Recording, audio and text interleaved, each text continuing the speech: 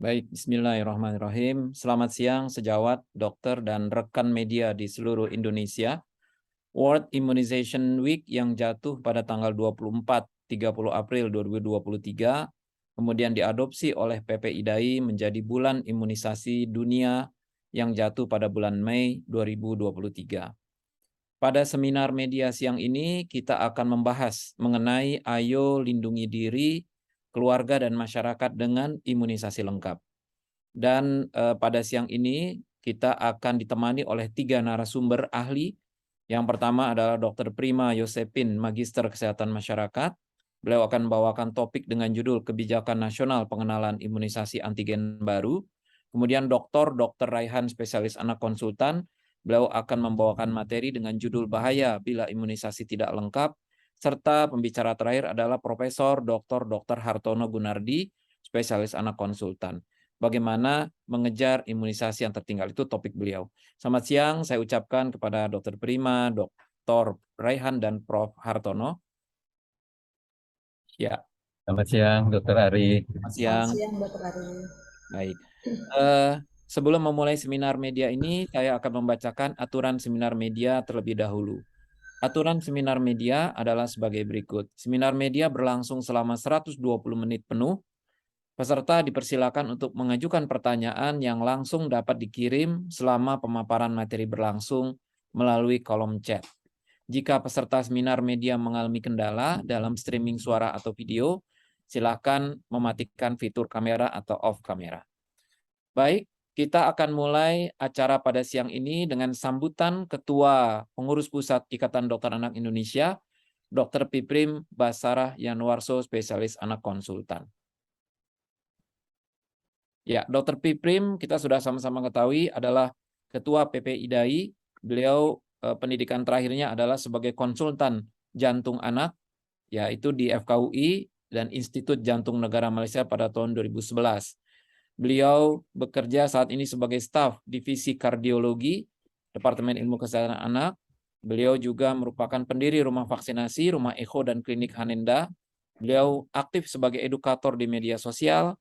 Juga beliau bertugas sebagai dokter spesialis anak dengan berpraktek di klinik Rumah Vaksinasi Kramat Jati, serta dokter konsultan jantung anak di RCM dan di Rumah Echo atau praktek mandiri. Beliau saat ini jabatannya adalah sebagai Ketua PPIDAI dari 2021 hingga sekarang, pernah menjabat sebagai Sekjen PPIDAI 2014 sampai dengan 2017, dan pernah menjadi Ketua 1 Bidang Organisasi PPIDAI 2017-2020. Kepada Dr. Piprim Basarah Yanuarso, Spesialis Anak Konsultan, waktu dan kanal saya persilakan. Silakan, Dok. Baik, terima kasih Dr. Ari. Assalamualaikum warahmatullahi wabarakatuh. Yang saya hormati para narasumber, Dr. Prima Yosefin, Dr. Raihan, Prof. Dr. Hartono, yang saya kira sudah tidak asing lagi di dunia imunisasi ya. Alhamdulillah, pada siang hari ini kita mengangkat topik yang saya kira topiknya bukan topik baru ya. Imunisasi ini sudah dikenal sejak zaman dulu, bahkan sudah hampir 200 tahun ya usia imunisasi ini, dan merupakan salah satu upaya di bidang kesehatan yang sangat fenomenal ya. Kita tahu bahwa adanya penyakit-penyakit yang dapat dicegah dengan imunisasi seperti cacar ya, yang cacar variola itu dulu merajalela, sekarang sudah dinyatakan dunia bebas cacar. Kemudian PD3E yang lain yang masih sampai sekarang kita hadapi, dan imunisasi sebenarnya sudah terbukti sangat efisien, efektif, murah ya untuk mengendalikan berbagai penyakit ini ya. Kita tahu bahwa sebagai gambarannya misalkan satu dosis vaksin campak itu ya, setelah dihitung harganya cuma $1 US ya, kira-kira Rp15.000. Tapi kalau seorang anak sudah kena campak dengan komplikasi radang otak atau radang paru, itu bisa sampai Rp150 juta ya, bandingkan 15.000 banding Rp150 juta. Kalau dia sudah kena komplikasinya masuk ventilator, dirawat di ICU dengan berbagai obat segala macam. Tetapi kalau sudah kena radang otak sampai cacat, nah ini nggak ada nilainya. Ya. Fungsi kesehatan anak itu tidak ternilai.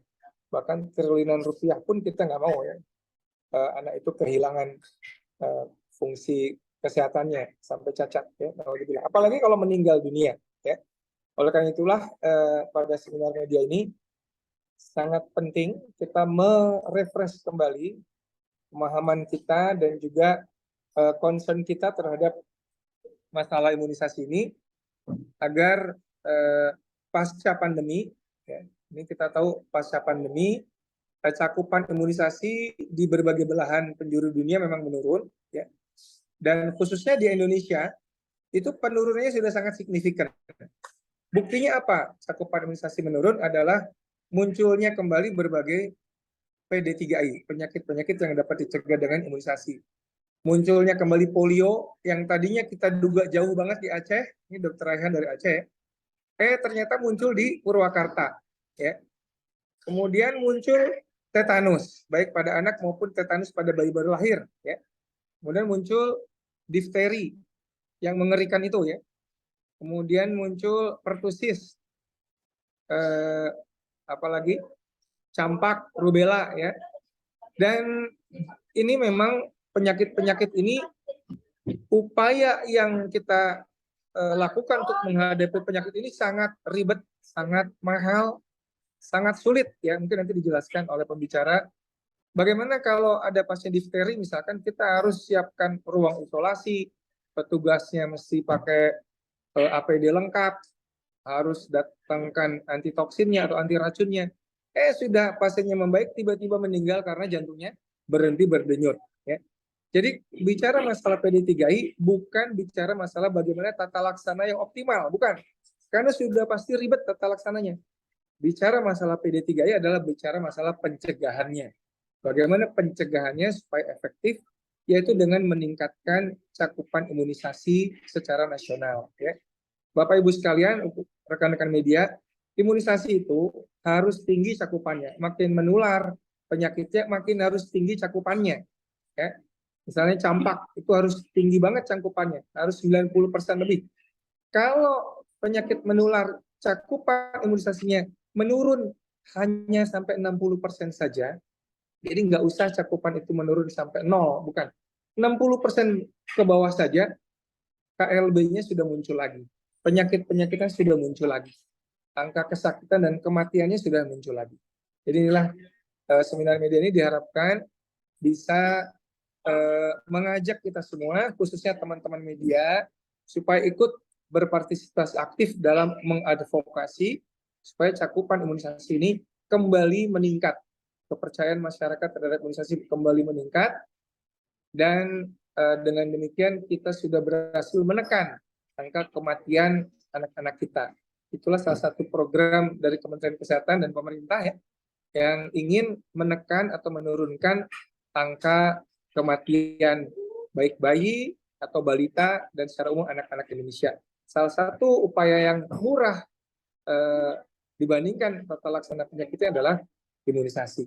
Saya kira itu mungkin pengantar dari saya. Selamat menikmati paparan dari para narasumber kita.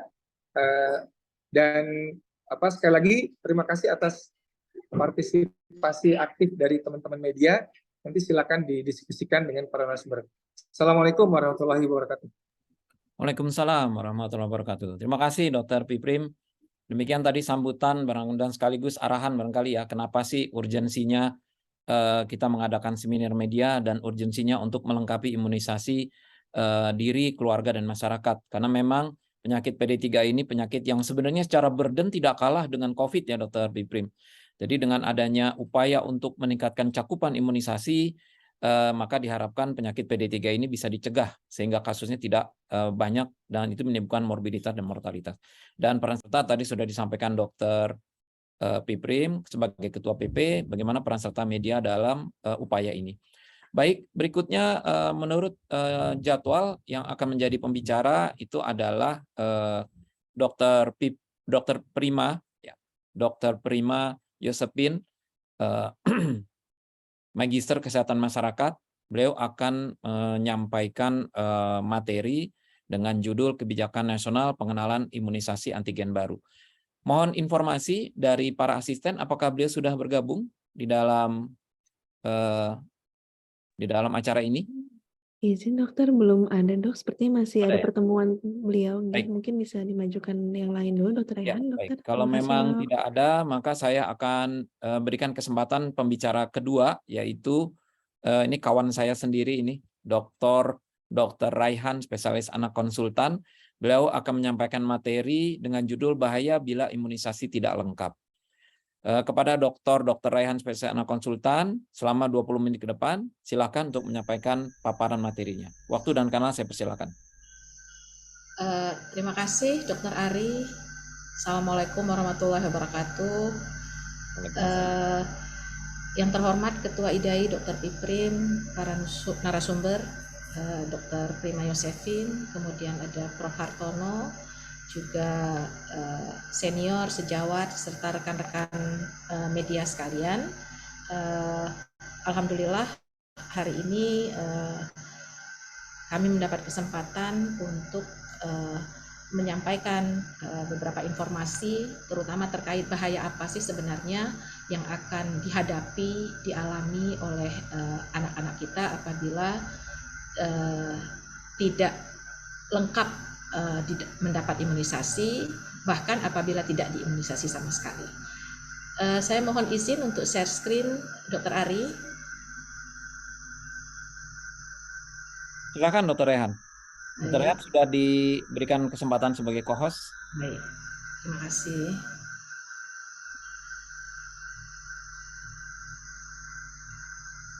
Kalau ada kesulitan nanti bisa dibantu. Mudah-mudahan bisa ya dok ya. Ya, tadi bisa. Belum bisa ini Dr. Ari. Oh ya, sudah. Ya, sudah. Oke. Apakah sudah terlihat? Dalam proses dok. Dalam proses mau tampil, tapi belum. Masih mutar ya? Ya, masih loading. Ya. Ya, sudah kelihatan. Sudah, baik. Ya.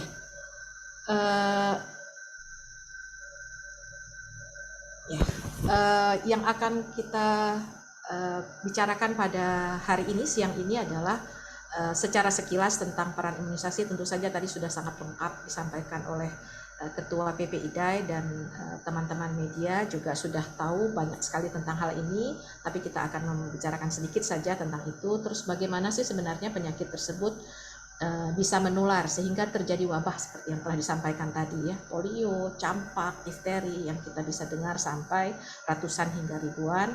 Kemudian pencegahan yang kita sudah dengarkan tadi yang paling efektif dan sudah diakui adalah imunisasi, tapi tidak cukup hanya melakukan imunisasi saja.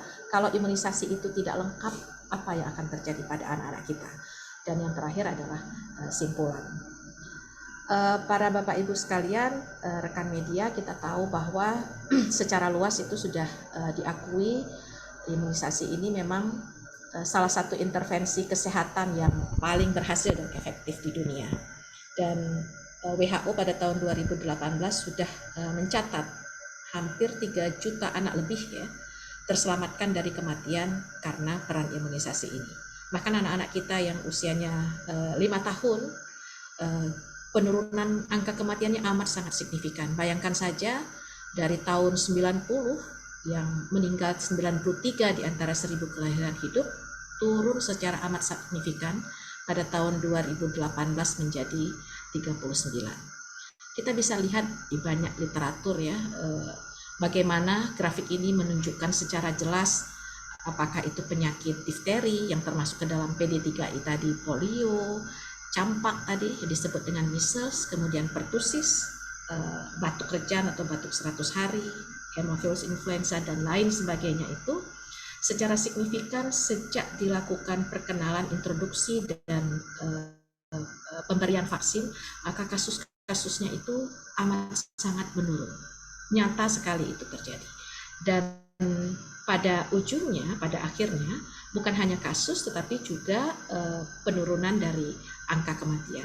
Kita tahu sekali mungkin yang usia-usianya seperti saya ini yang masih dulu disuntik ya dengan cacar ya waktu kita masih SD yang seperti digores-gores itu adalah pencapaian yang amat luar biasa sehingga pada tahun 1980 kesuksesan yang luar biasa itu kita tahu bahwa cacar bukan cacar air ya tetapi cacar yang besar-besar yang kita lihat gambarnya itu penuh dengan cacar itu dinyatakan musnah dari permukaan bumi ini.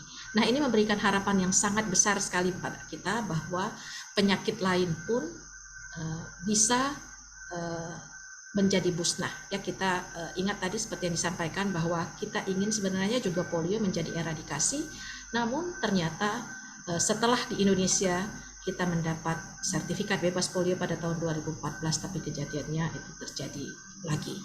Ya. Nah, tujuannya apa sebenarnya dari imunisasi? Tadi adalah yang paling tinggi kalau kita bisa melakukan eradikasi musnah dari muka bumi ini. Namun sebenarnya ada penyakit-penyakit memang yang bisa kita tekan. Jadi bisa kita cegah yang berat hingga kematian, dan ini merupakan suatu investasi masa depan. Bagaimana sebenarnya yang dimaksud dengan investasi? Tadi kita sudah disampaikan bahwa sejak adanya masa COVID ya kita diminta tidak keluar rumah sehingga kemudian menjadi berlanjut orang tua tidak membawa anaknya ke tempat vaksinasi, mengakibatkan banyak sekali terputus terjadinya imunisasi yang telah dilakukan sehingga imunisasi menjadi tidak lengkap. Ketidaklengkapan ini akan membuat imunitas atau kekebalan anak pun menjadi tidak optimal, tidak sempurna. Disampaikan tadi adalah terkait dengan cakupan ya. Jadi sebenarnya setiap penyakit itu juga berbeda-beda cakupan. Jadi teman-teman media jangan bingung sebenarnya kenapa ada yang satu penyakit makin menular itu harus tinggi seperti disampaikan oleh Ketua PP tadi, ada yang 90, 95, ada yang 80. Ini semuanya terkait bagaimana penyakit tersebut menular. Jadi bagaimana satu orang apabila terkena dia mampu untuk menularkan kesekian. Contoh seperti penyakit campak. Satu orang terkena dia mempunyai kemampuan penularannya sampai ke 12 sampai 18 anak. Jadi bisa kita bayangkan kalau kasus yang kita lihat itu ada 10, berapa banyak lagi sebenarnya yang terjadi di lapangan. Sehingga jangan heran ya, kadang-kadang di dalam bahasa awam itu sedang musim campak, sedang musim batuk sampai muntah-muntah, yang batuk 100 hari tersebut. Inilah yang menjadi dasar kemudian kenapa untuk imunisasi tertentu maka dibutuhkan cakupan tertentu. Selama cakupan tersebut tidak tercapai seperti disampaikan tadi, maka penyakit tersebut tetap masih ada, bahkan kalau di bawah 60%, maka penyakit tersebut tidak bisa kita kendalikan. Inilah yang menyebabkan terjadinya kejadian luar biasa ataupun wabah. Ini gambarannya. Jadi teman-teman media bisa melihat yang merah ini adalah anak-anak yang tidak diimunisasi. Sedangkan yang kuning adalah anak-anak yang merah adalah anak-anak yang sakit ya. Ada 2 orang di sini. Yang kuning tidak sakit dan tidak diimunisasi. Maka dalam waktu yang cepat, katakanlah seperti campak, satu itu bisa menularkan ke 12 sampai 18 orang, maka sebagian besar anak tersebut akan tertular. Kenapa? Karena setiap anak tersebut tidak memiliki imunitas atau kekebalan terhadap campak. Bagaimana kalau ada diimunisasi, kalau di kelompok ini diimunisasi 6. Anak tersebut terhindar, tetapi tidak anak lain yang tidak dilakukan imunisasi. Jadi tetap saja kalau diimunisasi tetapi cakupannya tidak tinggi, maka kejadian penularan bahkan wabah bisa terjadi. Ini yang kita harapkan. Jadi kalau banyak anak yang diimunisasi, cakupannya menjadi tinggi di dalam masyarakat, maka dia bisa melindungi anak-anak yang memang karena kondisinya tidak bisa dilakukan imunisasi. Mungkin nanti Ibu Yosefin akan menjelaskan tentang program imunisasi nasional ini yang terakhir kemarin dirilis. Inilah yang dimaksud dengan kelengkapan tadi. Jadi kita tidak lagi berbicara bahwa di bawah 1 tahun harus lengkap, tetapi juga ada namanya imunisasi booster ya, penguatan yang setelah 1 tahun juga harus dilengkapi. Bagaimana kalau misalnya terlambat? Nanti Prof. Hartono akan menyelesaikan hal tersebut. Anak tidak diimunisasi, maka dia bisa terkena dengan penyakit-penyakit yang ada seperti dilihat ini. Contohnya apa? TBC tuberkulosis. Itu kok bukan hanya milik orang dewasa. Bisa terjadi polio di daerah kami, ketemu satu di daerah PD, kemudian ada lagi di daerah Biren dan Aceh Utara. Itu adalah yang simptomatik, jadi yang ada gejalanya lumpuh. Ternyata ketika diperiksa, kita masih menemukan ada lagi yang positif 4 dan 5 tanpa gejala, tapi karena kita melakukan pemeriksaan. Ini adalah hepatitis B, difteri, kita akan lihat nanti lebih lengkap. Ini batuk 100 hari, yang sekarang karena sering batuk dengan alergi, jadi orang tua tidak bawa ke rumah sakit. Tapi begitu anaknya sampai muntah-muntah, maka mereka melihat ini tidak seperti batuk yang biasa. Campak, kemudian radang paru, ini tetanus, kami masih merawat pasien seperti ini. Pada bayi, jadi ini mulutnya terkancing, dia tidak bisa menyusui karena tetanus. Congenital rubella syndrome, kemudian radang otak, dan kanker serviks. Mari kita lihat satu-satu. Tuberkulosis ini tidak hanya terjadi pada paru, dia bisa menyerang organ lain. Coba kita lihat di sini, dia bisa kena pada sendi, dia bisa kena pada tulang belakang. Kami menyebutnya ini dengan gibus. Jadi terjadi penonjolan, ya. Dan ini tidak bisa hanya diobati dengan obat-obatan saja. Ini harus ada intervensi dari dokter bedah tulang. Pada usus juga bisa terjadi TB, ya, TBC, ya. Jadi ususnya ini lengket-lengket, ya, bisa bocor, dan yang lebih berat lagi adalah bisa menyerang otak. Jadi TB pada selaput otak. Yang terjadi, anak bisa kemudian mundur kepintarannya. Kalau usianya sekarang 5 tahun bisa mundur seperti usia 3 tahun, dan dia tidak akan pernah seperti biasa lagi. Kita tahu bahwa otak ini adalah pusat dari segalanya. Dan ini bisa tertular dari orang dewasa. Jadi kita jangan hanya berpikir bahwa anak tersebut ancamannya di luar rumah, bahkan orang-orang terdekat yang dicintainya di dalam rumah bisa menjadi sumber penularan kepada anak. Sehingga anak perlu dilindungi, dan perlindungan pada anak tersebut adalah yang kita sebut tadi dengan imunisasi, yaitu imunisasi BCG. Kita sering mendengar, melihat, ya, orang-orang dewasa misalnya meninggal karena sakit liver. Teman-teman media sekalian, ini adalah bentuk hati atau liver yang normal. Nah, kalau anak-anak tersebut mendapat atau tertular dari hepatitis B, maka dia bisa menjadi hatinya seperti ini, livernya seperti tidak lagi mulus, tetapi bergerombol-gerombol seperti ini, ya. Kemudian mengalami pengerasan, kemudian bisa terjadi dalam 10 sampai 20 tahun kemudian. Kalau dia terinfeksi dengan hepatitis B, anak tersebut akan mengalami kanker hati. Kita tahu bahwa hingga saat ini masih menjadi problem karena banyak sekali kematiannya. Dan 80 sampai 95% itu tidak ada gejala. Inilah kenapa sebabnya ada program dalam 24 jam pertama setelah kelahiran harus diberikan hepatitis B. Ini adalah polio, ya. Polio ini cacatnya adalah permanen. Jadi kalau dia kena, maka dia akan mengalami kecacatan. Sehingga kalau kemudian dia kena, yang kita lakukan apa?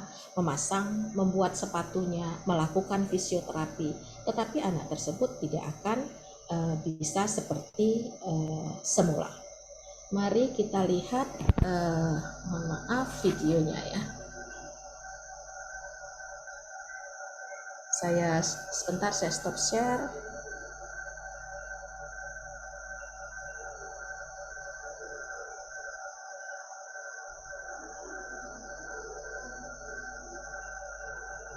Mungkin bisa dibantu.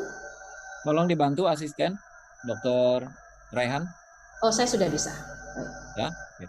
Sudah bisa.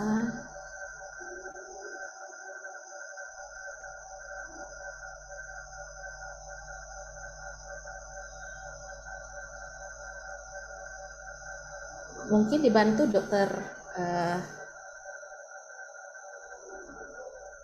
Zen.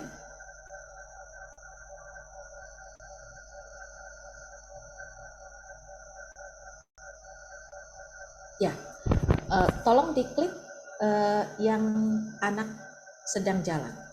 Teman-teman sekalian, yang polio tadi, ini adalah kasus polio yang terjadi di Desa Mane. Sebelumnya,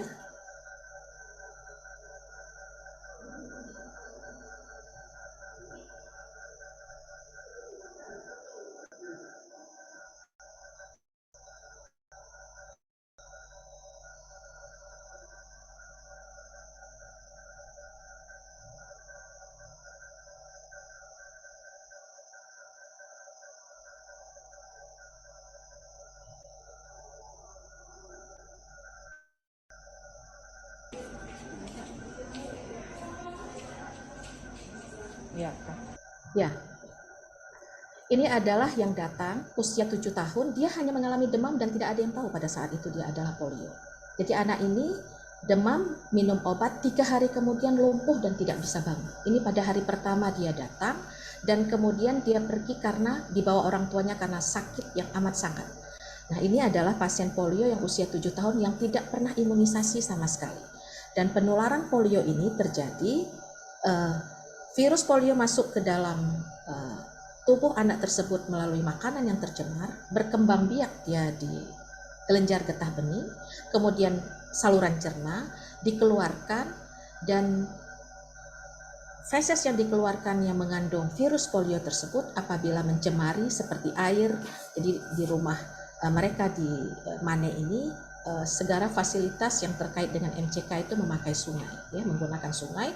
Jambannya itu tidak dibentuk dengan memakai septic tank. Jadi hal ini bisa menyebabkan terjadinya penularan. Ya, sehingga kami menemukan ada yang tidak lumpuh seperti anak ini. Kalau kita tidak lakukan pemeriksaan, maka anak ini bisa menjadi sumber penularan kepada anak lain. Bagaimana anak lain kemudian kita lindungi? Itulah makanya anak tersebut harus dilakukan dengan imunisasi polio. Slide berikutnya.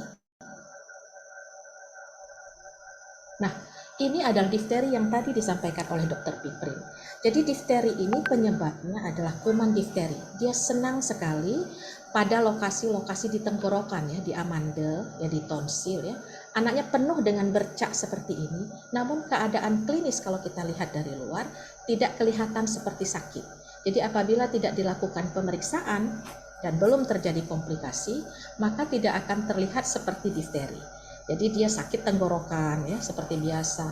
Kalau berat ada suara serak, kalau berat sekali dia ada bernafas. Dia bisa memang mengenai kulit, bisa mengenai mata, ya. Namun yang paling sering adalah mengenai tenggorokan. Kita pernah mengalami KLB ini cukup pada beberapa tahun yang lalu. Slide berikutnya, penyakit ini memang berada hanya di tenggorokan, ya. Bedanya dia dengan penyakit yang lain, kuman ini mengeluarkan toksin atau racun. Nah, toksin atau racun inilah yang pergi ke jantung, pergi ke ginjal, ya, ke persarafan, sehingga dia akan menimbulkan komplikasi. Komplikasinya untuk pernapasan, anak tersebut menjadi tidak bisa bernafas. Kita akan mendengar nanti ada video kasus pasien yang pasien tersebut apabila dia kesulitan bernafas, maka dokter harus melakukan tracheostomi. Jadi lehernya harus dibolongi agar oksigen itu bisa masuk, ya.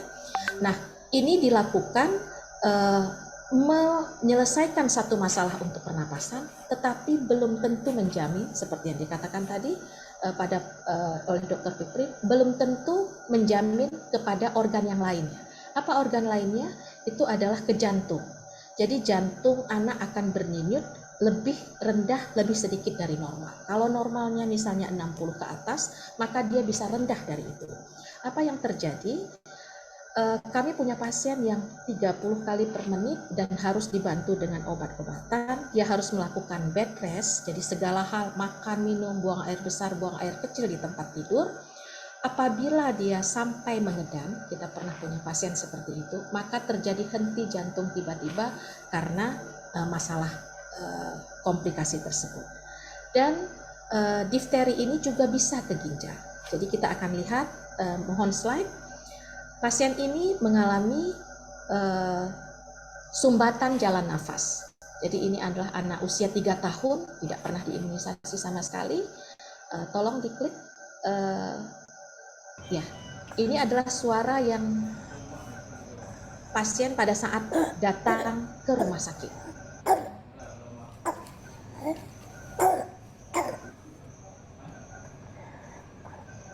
Tolong diklik yang di sebelahnya. Kemudian pada hari tersebut orang tua setuju untuk dilakukan pelubangan di leher ataupun tracheostomi, ya. Dan dia dari tanggal 6 sampai dengan tanggal 13, hampir 2 minggu, kita belum bisa melepas tracheostomi. Teman-teman media bisa melihat bahwa pada tenggorokannya difteri sudah hilang, sudah bersih, namun komplikasinya masih terus berjalan. Ya, stop. Apa yang terjadi? Anak ini kemudian mengalami gagal ginjal, tidak mengeluarkan urin atau buang air kecil setetes pun dan harus dilakukan cuci darah atau hemodialisis, namun sayangnya orang tua menolak untuk dilakukan hal tersebut. Jadi anak ini sudah sempat dilepas tracheostominya, namun kemudian dia mengalami gagal ginjal, orang tua menolak untuk dilakukan hemodialisis dan anaknya akhirnya meninggal. Slide. Berikutnya adalah penyakit pertusis atau 100 hari. Penyakit pertusis ini karena mungkin sudah lama tidak pernah kita ketahui, orang tua sering membawa anaknya karena merasa dia adalah batuk alergi. Padahal batuk ini adalah batuk yang terjadi secara terus-menerus dan ada yang khas. Jadi istilahnya ada whooping cough. Teman-teman media bisa mendengar di sini. Mohon bantuannya untuk ngeklik. Ini pada bayi. Bayi ini usia 2 bulan. Ya. Dia datang, anak pertama dari Aceh Besar. Orang tuanya pertama merasa bahwa itu adalah alergi. Kemudian berobat seperti biasa. Karena dia kemudian mengalami sesak nafas karena sudah komplikasi, kita lihat bahwa komplikasinya bisa ke paru. Yang paling rendah kita bisa lihat ada pecah pembuluh darahnya ya, akibat tekanan batuk yang sangat tinggi. Dia bisa mengalami perdarahan di bawah mata, ini bisa kita lihat biru-biru di sini. Kemudian dia akan mengalami komplikasi ke paru yang dia akan mengalami sesak. Untuk kasus ini dia dibantu juga dengan ventilator atau mesin bantu nafas, tetapi anak tersebut tidak bisa terselamatkan. Mohon diklik yang besar, teman-teman bisa lihat ini batuk yang khasnya. Itu yang disebut dengan whooping cough ya. Jadi ada batuk 100 hari. Kalau dia misalnya datang ke kita sudah pada tahap komplikasi, maka terapi yang diberikan oleh dokter hanya untuk memutus mata rantai, jadi agar tidak menular ke yang lainnya, tetapi dia tidak mempengaruhi perjalanan penyakitnya. Itulah yang dikatakan tadi bahwa sebenarnya penyakit ini kita cegah karena apabila dia kemudian terkena dan menimbulkan harus dirawat di rumah sakit, tata laksana yang optimal upaya yang kita lakukan tetap bisa menimbulkan hal yang berat bahkan kematian. Slide. Berikutnya adalah campak. Saya rasa ini sudah sangat familiar pada teman-teman media sekalian. Bahkan karena mungkin kita sangat familiar, kita tidak menganggap campak ini penyakit yang berat. Ya. Jadi ada demam, ada merah-merah, ya. Yang sering saya sampaikan dulu itu biasanya kalau karena dikatakan ini kekebalannya seumur hidup, maka kalau ada satu yang kena biasanya dikumpulkan biar sekalian kena saja. Kita tidak paham bahwa sebenarnya penyakit campak ini, slide, bisa menimbulkan komplikasi yang amat sangat berbahaya, bisa membuat anak-anak masuk ke rumah sakit. Tadi ya, pneumonia, ini adalah paru yang tidak sehat. Kalau sehat dia diisi oleh udara, sehingga warnanya menjadi hitam kalau dilakukan foto ronsen. Namun kalau parunya sakit, dia tidak mampu mengembang, ini hanya sebagian saja, sehingga anaknya akan berkompensasi bernapas lebih cepat. Kalau dia tidak bisa cukup dengan udara yang diberikan Allah di ruangan ini, maka kita akan memberikan oksigen. Mula-mula selang yang hanya 2 masuk ke hidung kiri kanan, tapi saturasinya tetap masih rendah, ya. Kemudian kita ganti dengan masker seperti ini, namun anak juga tetap masih kepayahan. Jadi yang paling fatal adalah diberikan mesin bantu nafas. Selain itu bisa telinga keluar cairan, dan yang berat adalah bahwa bisa menimbulkan radang otak yang bisa terjadi pada saat dia sakit atau bahkan belasan tahun kemudian akibat dari anak tersebut terkena campak. Kita sudah tahu bahwa radang otak ini adalah tidak ringan. Slide. Dan yang berikutnya adalah penyakit rubella. Rubella ini penyakit yang mirip seperti campak merahnya namun lebih ringan. Jadi penyakitnya hanya 3 hari.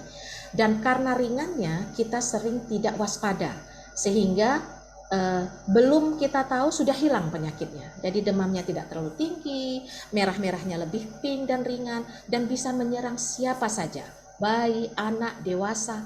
Namun kalau menyerang ibu hamil pun juga akan mengalami hal yang ringan, namun anaknya akan mengalami kejadian yang berat. Jadi kandungannya kalau terjadi pada trimester pertama akan mengalami keguguran. Kalaupun kemudian dia bisa survive, maka saat lahir bayi tersebut bisa mati. terjadi kematian, kalaupun dia bisa survive, maka anak tersebut akan mengalami kecacatan yang disebut dengan congenital rubella syndrome. Jantungnya bocor, ada kelainan jantung, kemudian matanya akan mengalami katarak, dan dia akan mengalami tuli, ya. Jadi pendengarannya tidak ada. Jantung bisa dioperasi, katarak bisa dioperasi, tuli juga bisa dioperasi. Namun, biaya yang dibutuhkan untuk semua kelainan tersebut, contohnya seperti tuli tersebut, tidak ditanggung oleh asuransi kesehatan yang diberikan oleh pemerintah. Kami punya kasus anak tenaga kesehatan, dia tidak menyadari pada saat dia hamil, dia terkena rubella, begitu lahir anaknya mengalami CRS, congenital rubella syndrome, persis seperti yang tadi itu, dioperasi kataraknya, tapi dia butuh waktu 2-3 tahun untuk mengumpulkan biaya untuk melakukan implan koklear agar anaknya bisa mendengar, dan itu memakan biaya sampai ratusan juta, 350 juta. Dan yang paling berat juga sebenarnya adalah kalau itu menyerang kepada susunan saraf pusat, sehingga anak akan mengalami keterbelakangan mental dan dia akan menjadi beban bagi diri, keluarga, dan masyarakat sepanjang hidupnya karena dia tidak mampu mandiri. Slide lagi. Slide berikutnya, ini yang telah saya sampaikan tadi. Nah, ini adalah tetanus. Teman-teman sekalian, teman-teman media, tetanus memang tidak menular. Kalau penyakit lain ada penularannya. Namun tetanus bisa berakibat fatal pada anak-anak kita. Tetanus tidak harus dulu yang kita ketahui hanya karena tertusuk jarum, tertusuk paku yang berkarat. Tetapi tetanus banyak jalan masuknya. Kalau ada keluar cairan dari telinga, kalau giginya berlubang, kalau kemudian pada bayi-bayi seperti pada kasus yang akan ditunjukkan, pada tali pusatnya karena suatu tradisi diberikan bubuk abu dapur, itu akan menimbulkan infeksi, akan menjadi dengan tetanus. Apa yang terjadi? Seluruh tubuhnya kaku. Jadi ini pasien ini mengalami kejang bahasa kita ya. Kemudian dia mengalami kaku, saking kakunya ya, kita bisa memasukkan tangan kita melalui punggungnya. Secara normal itu kita tidur itu tidak bisa memasukkan tangan. Ini akibat dari kekakuannya, dan kalau dia kaku sekali dan kejang itu berlangsung terus menerus, bahkan bisa menimbulkan patah tulang atau fraktur ya. Dan akibat yang ditimbulkannya kalau kejang tidak bisa teratasi, anak tidak bisa bernafas, tidak masuk oksigen, maka pasien tersebut bisa meninggal. Slide, mari kita lihat bagaimana pasien-pasien yang mengalami tetanus. Ini pasien ini berasal dari kabupaten kami di PD, jadi kalau teman-teman bisa lihat mulutnya ini terkatup ya, dia tidak bisa menetek, tidak bisa menyusui, akibat dari bahasa kami adalah trismus, jadi mulut mencucu ya seperti ikan, jadi dia tidak bisa menetek karena tadi di pusatnya diberikan abu dapur karena tradisi agar tali pusatnya menjadi cepat kering. Ini dirawat sampai 23 hari. Ini adalah kondisi pada saat pulang. Bisa diklik, jadi ada perbedaan yang sangat signifikan. Kenapa dia bisa mengisap? Karena mulutnya sudah tidak kaku lagi. Jadi bukan hanya mulut, tetapi batang tubuhnya. Ini kakinya lurus ini, seperti kita bedong, ini sebenarnya karena dia kaku. Mari kita lihat bagaimana kalau itu kejadiannya pada anak besar. Nah, sebeginilah kekakuan yang dialami oleh anak-anak tersebut. Anak-anak sering nangis karena pada saat kaku terjadi, dia mengalami kesakitan. Jadi ini kalau kita lihat seperti kayu ya, lurus, dia mengalami kesakitan, harus dibantu untuk berdiri. Pada saat kita rawat di hari keempat dengan memberikan obat-obat untuk memuaskan kekakuan tersebut, mohon diklik, teman-teman media bisa melihat di sini anak tersebut sudah mulai bisa bergerak, namun dia juga belum mampu untuk berdiri. Nah, ini kan bisa dilihat ya, bagaimana lurusnya ya tulang punggungnya akibat dari kekakuan tersebut. Karena kekakuan seluruh tubuh tersebutlah ya, pada saat dia sudah sembuh dan akan pulang, jalannya pun seperti roboh. Mohon diklik. Bapak Ibu sekalian bisa lihat di sini bagaimana pada saat dia akan pulang pun ya, pasien tersebut tidak terlihat ya, korup mungkin ya. Baik, jadi itu robot sign kita mengatakan. Nah, pasien seperti ini sudah bisa makan, sudah bisa jalan, tetapi harus dituntun. Nah, dia nanti akan kita berikan pengobatan dan kontrol. Slide berikutnya. Nah, jadi mungkin kesimpulannya adalah penyakit-penyakit berbahaya tersebut bukan hanya ada di dalam buku, bukan hoax, bukan di textbook, tetapi itu ada di masyarakat, ada di rumah sakit, terutama rumah sakit rujukan yang menerima kiriman dari daerah ya, karena hal itu amat sangat mengerikan. Orang tua biasanya baru sadar pada saat melihat anaknya harus dirawat berhari-hari. Jadi bukan hanya 2 hari anaknya demam seperti setelah imunisasi, tetapi efek demam yang dirasakan anaknya tidak sebanding apabila anak tersebut tidak diimunisasi dan kemudian terserang dengan penyakit tadi. Memang berbahaya, ada yang tidak menular seperti tetanus tetapi bisa menimbulkan kematian pada anak tersebut ya, dan ada yang kita obati tetapi sudah optimal, sudah sesuai dengan yang seharusnya, namun ternyata toksin ataupun racun dari kuman tersebut karena dia sudah masuk, sudah berhari-hari datang, kita tidak bisa mengikat dengan antidifteri serum misalnya ataupun ATS karena sudah masuk kepada organ, maka cara yang paling mudah, murah untuk dilakukan bukan hanya dari biaya tetapi juga investasi masa depan adalah dengan melakukan imunisasi.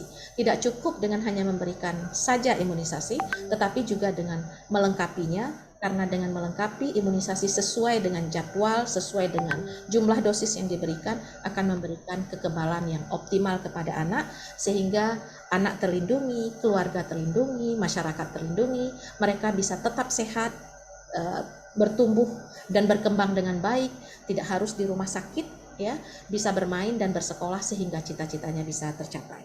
Demikian Dr. Ari paparan tentang bahaya yang akan dialami oleh anak-anak kita apabila imunisasinya tidak lengkap. Lebih kurang saya mohon maaf. Assalamualaikum warahmatullahi wabarakatuh. Waalaikumsalam warahmatullahi wabarakatuh. Terima kasih Dr. Raihan atas pemaparan yang sangat lengkap dan jelas ya, dilengkapi dengan berbagai video. Dr. Raihan ini memang tinggal di Aceh dan kita tahu bahwa Aceh salah satu provinsi yang memang capaian imunisasinya juga banyak yang belum mencapai target sehingga kasus-kasus PD3I banyak ditemukan di sana. Dan kita beruntung siang ini Dr. Raihan membawakan beberapa kasus yang bisa dilihat sendiri bagaimana akibat imunisasi yang bukan hanya tidak diimunisasi tapi tidak lengkap ya Dr. Raihan ya. Jadi imunisasi bukan hanya harus diimunisasi tapi imunisasi juga harus lengkap. Itulah makanya yang kita angkat pada tema siang ini, bagaimana melindungi diri, keluarga, masyarakat dengan imunisasi yang lengkap. Baik, untuk para hadirin sekalian, untuk peserta dari seminar media siang ini memang yang utama adalah teman-teman media ya. Juga di sini hadir teman-teman dari IDAI Cabang. Selamat bergabung teman-teman semua. Silahkan kalau ada pertanyaan selama pemaparan berlangsung bisa disampaikan melalui kolom chat. Dituliskan pertanyaannya ditujukan kepada siapa dan apa pertanyaannya serta dari siapa begitu ya. Baik, berikutnya telah hadir di tengah-tengah kita seorang ahli dari Kementerian Kesehatan, Dr. Prima Yosefin, Magister Kesehatan Masyarakat. Selamat siang, Dok. Dr. Selamat Prima. siang. Ya. Selamat siang, Dok. Dr. Mohon Prima. maaf baru telat ini. Ya, apa-apa, Dok. Saya tahu dokter pasti sangat sibuk sekali. Beliau, Dr. Prima Yosefin, Magister Kesehatan Masyarakat, merupakan pendidikan terakhirnya adalah Fakultas Kesehatan Masyarakat UI untuk S2-nya pada tahun 2009, sedangkan S1-nya di Fakultas Kedokteran itu. Beliau telah menjabat berbagai jabatan di Kementerian Kesehatan yang sampai dengan saat ini beliau masih menjadi koordinator substansi imunisasi rutin dan pelaksana tugas Direktur Pengelolaan Imunisasi. Kepada Dr. Prima Yosefin, beliau akan membawakan materi yang berjudul Kebijakan Nasional Pengelolaan Imunisasi Antigen Baru. Selama 20 menit, silakan Dok untuk memaparkan waktu dan kanal saya persilakan. Silakan Dok. Baik, terima kasih Dr. Ari. Assalamualaikum warahmatullahi wabarakatuh. Selamat siang yang kami banggakan di sini rekan-rekan media ya yang sudah berkenan hadir di webinar kita hari ini. Saya bisa share screen ya, Dok ya.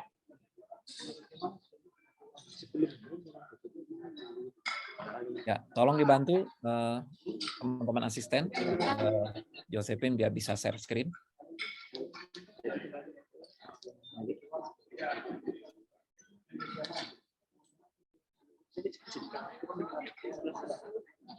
Oke.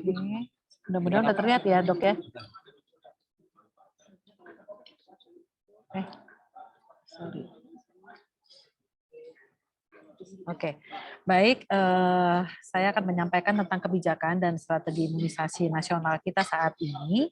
Dan dalam paparan saya nanti ada beberapa hal yang ingin saya sampaikan, dan sebagai pembuka adalah saya ingin menyampaikan di kesempatan yang baik ini, mengingatkan lagi gitu ya kepada semua koleha dari IDAI maupun rekan-rekan media bahwa pemberian imunisasi di Indonesia itu merupakan hak dari seorang anak ya, sebagaimana tertuang dalam Undang-Undang Kesehatan. Dan tentu kalau ada hak pasti ada kewajiban. Kewajibannya itu adalah bagi pemerintah, juga tentu bagi masyarakat dan bagi keluarga untuk bisa menyampaikan hak anak ini kepada mereka gitu ya. Jadi pelaksanaannya itu adalah merupakan kewajiban dari kita untuk pelaksanaannya, sehingga setiap anak tadi bisa memperoleh haknya untuk mendapatkan layanan imunisasi. Kenapa harus perlu imunisasi? Dan tentu dalam upaya pembangunan kesehatan di Indonesia, imunisasi ini merupakan salah satu program prioritas ya di Kementerian Kesehatan. Karena memang manfaat dari imunisasi ini sungguh luar biasa ya. Jadi tentu semua rekan-rekan paham bahwa imunisasi ini adalah upaya pencegahan ya. Dan upaya pencegahan ini tidak hanya berfungsi atau bermanfaat bagi diri seorang yang mendapatkan imunisasi atau proteksi individu, tapi ternyata imunisasi ini juga bisa menimbulkan kekebalan kelompok atau yang kita kenal dengan herd immunity. Tentu ada syaratnya ya. Kalau di satu komunitas tersebut, di kelompok tersebut, sebagian besar anggotanya sudah mendapatkan imunisasi dan sudah terbentuk kekebalan. Nah, nanti orang-orang ini kalau berkumpul, maka dia akan bisa melindungi kelompok masyarakat yang karena sesuatu faktor masih belum bisa mendapatkan imunisasinya. Nah, orang-orang yang hidup di dalam kelompok ini, dia tidak akan terpapar kalau nanti ada seseorang yang terinfeksi oleh PD3I, dia tidak akan bisa terpapar karena dia terlindung oleh sebagian besar masyarakat yang hidup di sana yang sudah memiliki kekebalan. Nah, selain itu, imunisasi juga bisa bermanfaat, yaitu menimbulkan proteksi lintas kelompok. Ini contohnya adalah pada imunisasi yang kita berikan kepada kelompok usia anak, ya misalnya imunisasi campak rubella. Kita memberikannya kepada sasaran anak. Tetapi ketika anak-anak ini sudah mendapatkan kekebalan, maka anak-anak ini akan bisa membatasi penularan dari virus campak dan rubella tadi kepada kelompok usia di luar usia anak, jadi kelompok usia dewasa atau orang tua. Nah, sehingga tentu terutama untuk penularan dari virus rubella yang sangat kita khawatirkan adalah terjadinya congenital rubella syndrome jika virus rubella tersebut menginfeksi perempuan yang sedang hamil muda. Nah, ini tidak akan terjadi kalau anak-anak yang tinggal di dekat atau di sekitar perempuan tadi semuanya sudah mendapatkan kekebalan terhadap virus rubellanya. Ini yang namanya proteksi lintas kelompok. Jadi luar biasa ya benefit yang kita peroleh dari imunisasi.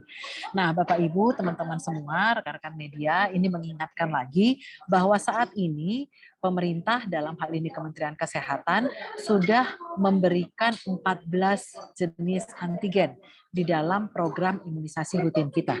Tuangannya jadwalnya seperti pada slide berikut ini. Jadi imunisasi itu sudah mulai kita berikan sejak anak mulai baru lahir ya. Kami di program biasanya untuk imunisasi hepatitis B berdos ini kita berikan sebetulnya di bawah 6 jam. Ya, di bawah 6 jam pertama kelahiran. Jadi tapi maksimalnya sebelum 24 jam.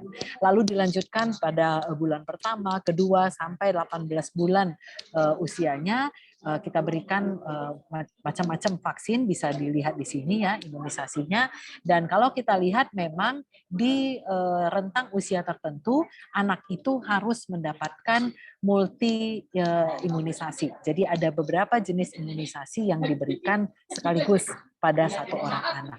Nah, warna merah-merah di sini ini adalah imunisasi baru yang kita masukkan ke dalam program, yaitu PCV, kemudian RV ini adalah rotavirus, JE, Japanese encephalitis ya. Kemudian nanti di usia anak sekolah kita akan menambahkan vaksin HPV ke dalam program imunisasi anak usia sekolah yang pendekatannya kita lakukan melalui bulan imunisasi anak sekolah. Jadi kalau dilihat dari sini, maka pemberian imunisasi itu tidak hanya sampai pada bayi saja. Harus dilanjutkan ketika anak menginjak bawah 2 tahun, dilanjutkan lagi ketika anak menginjak usia sekolah. Lalu khusus untuk wanita, nanti kita akan melakukan screening ketika dia menginjak wanita usia subur, usianya. Nah, kita akan screening apakah wanita tersebut sudah memiliki status T sampai T5. Kalau belum, nanti akan kita lengkapi dengan interval pemberian seperti pada slide ini. Ini yang masuk ke dalam program imunisasi rutin kita. Sehingga kalau kita melihat itu, maka saat ini ada perubahan paradigma yang mendasar dari layanan imunisasi. Kalau beberapa tahun yang lalu kita selalu menyampaikan imunisasi dasar lengkap gitu ya. Nah, sekarang kita harus berubah menjadi imunisasi rutin lengkap. Jadi semua jadwal yang tadi sudah saya sampaikan itu harus didapat oleh setiap anak di Indonesia. Baik, nah oleh ini yang disebut imunisasi rutin lengkap. Jadi kalau untuk anak kita bisa membaginya atas 3 kelompok umur ya. Di kelompok yang pertama adalah sebelum ulang tahunnya yang pertama, anak-anak tersebut harus mendapatkan imunisasi yang seperti ini ya. Kemudian ketika menginjak antara umur 1 tahun sampai sebelum ulang tahunnya yang kedua, anak-anak itu mendapat imunisasi ini. Lalu nanti di usia sekolah anak-anak akan mendapat imunisasi sebagaimana yang tertera di lingkaran yang paling kanan ini. Ya, jadi nanti teman-teman bisa baca dalam paparannya. Lalu tentu dalam program imunisasi kami ada target gitu ya yang harus kita capai setiap tahunnya. Karena berjenis-jenis imunisasi tadi, maka tentu semuanya dituangkan dalam indikator. Jadi kita harus bisa mencapai imunisasi dasar lengkap untuk bayi. Targetnya adalah tahun ini harus 100%, target yang luar biasa tentunya, sehingga perlu peran dukungan gitu ya dari semua pihak termasuk rekan-rekan media tentunya. Kemudian untuk persentase anak baduta 12 sampai 24 bulan juga sudah mendapat imunisasi baduta lengkap. Targetnya juga semua anak baduta harus sudah mendapat di tahun ini. Kemudian tahun lalu targetnya 90% ya, teman-teman. Kemudian ada indikator untuk imunisasi lanjutan di usia sekolah. Ya, usia sekolah dasar ini tahun 2023 targetnya adalah 80%, jadi 80% dari anak-anak usia sekolah harus sudah mendapatkan imunisasi lanjutannya. Kemudian juga ada indikator untuk wanita usia subur yang sudah memiliki status imunisasi T2+. Jadi minimal T2 gitu ya. Itu targetnya tahun ini adalah 80% dari wanita usia subur kita sudah mendapatkan imunisasi atau sudah memiliki status T2 minimal.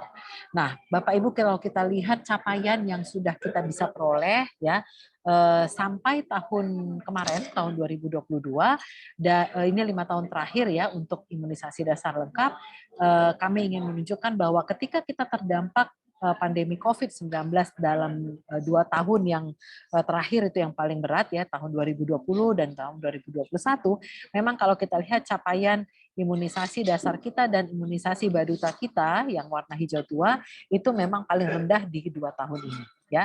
Nah, kalau kita melihat ini maka dalam benak kita ada anak-anak di Indonesia yang tentu belum sama sekali mendapatkan imunisasinya atau belum lengkap imunisasinya. Itu masih ada ini. Karena persentasenya tidak ada 1 tahun pun yang kita sudah pernah memperoleh 100%. Artinya masih ada anak-anak yang belum lengkap atau belum pernah mendapatkan imunisasi.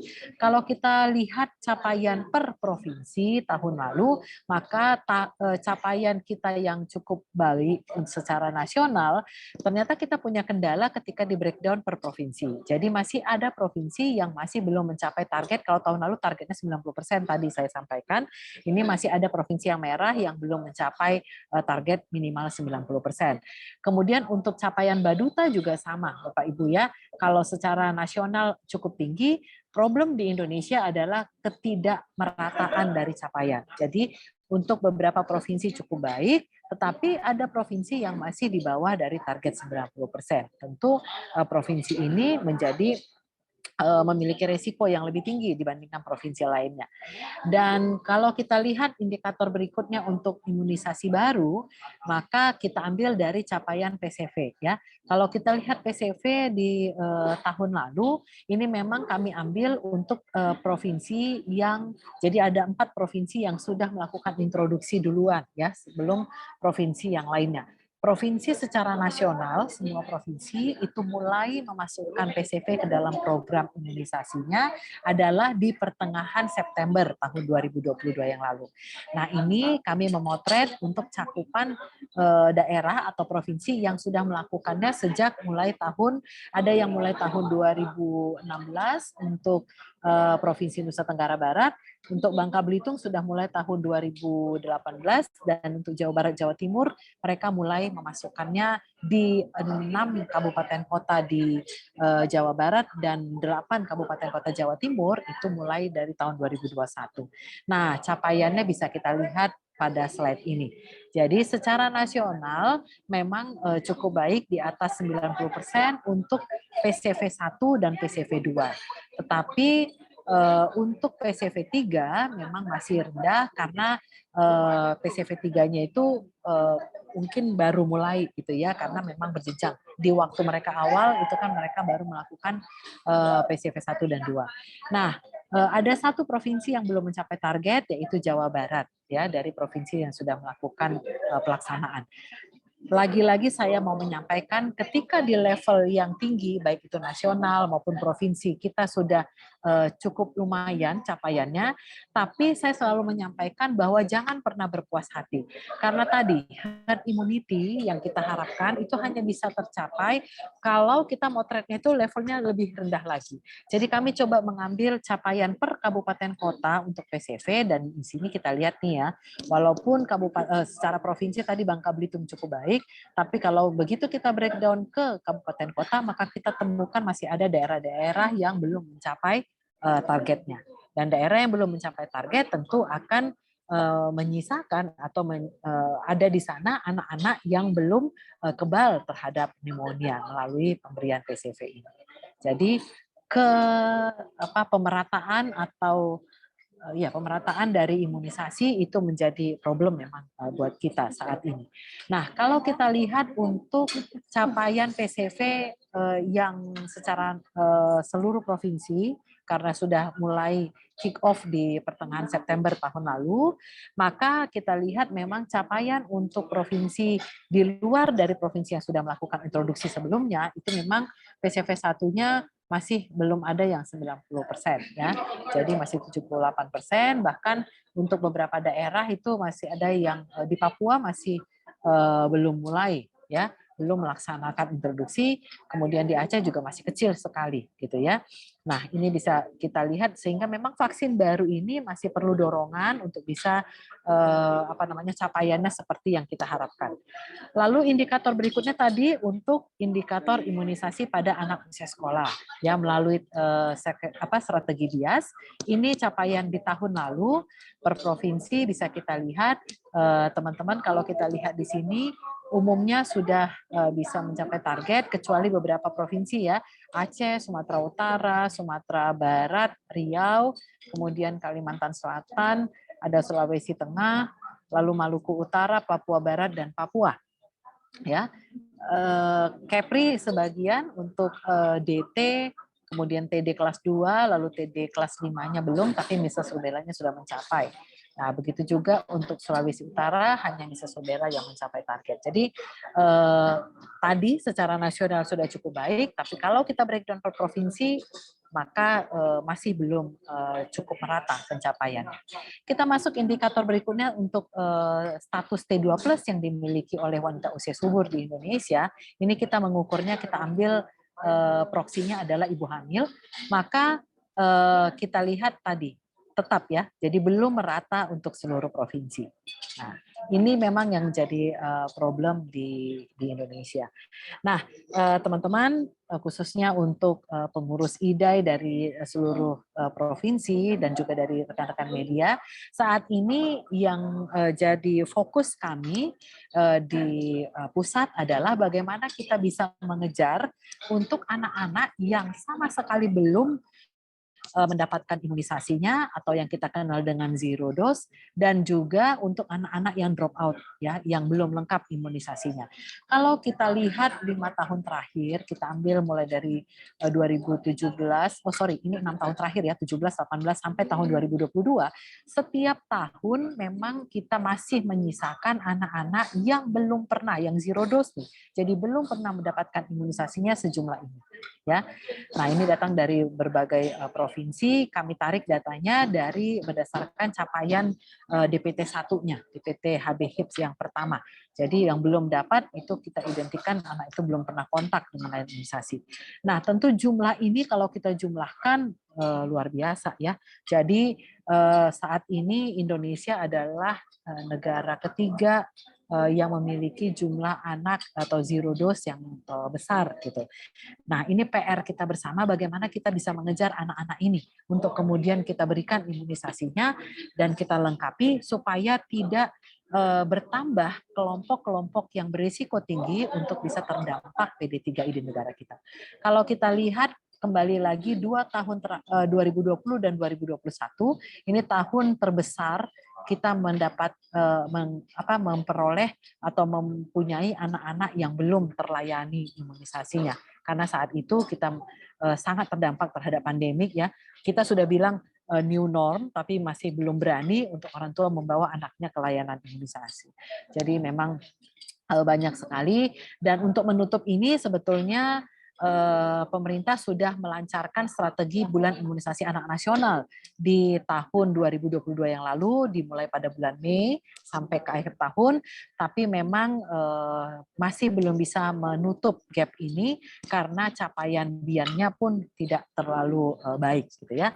Nah, di samping imunisasi rutin tadi sudah dipaparkan, saya paparkan di jadwal, sudah ada imunisasi baru yang akan kita berikan, dan ini sebetulnya bagian dari komitmen pemerintah ya, bukti nyata komitmen bahwa pemerintah itu memiliki kewajiban untuk bisa menjaga kesehatan anak-anak, terutama untuk penyakit-penyakit yang sudah ada vaksinnya tersedia ya melalui imunisasi. Nah, kami memasukkan beberapa antigen baru yang tadi sudah saya sampaikan, dan ini adalah rundown-nya ya. Jadi tahun ini, tahun 2023, semua imunisasi antigen baru ini akan kita perluas secara nationwide. HPV ya, tahun lalu itu baru diperluas ke 112 kabupaten kota. Tahun ini kita akan laksanakan secara nasional.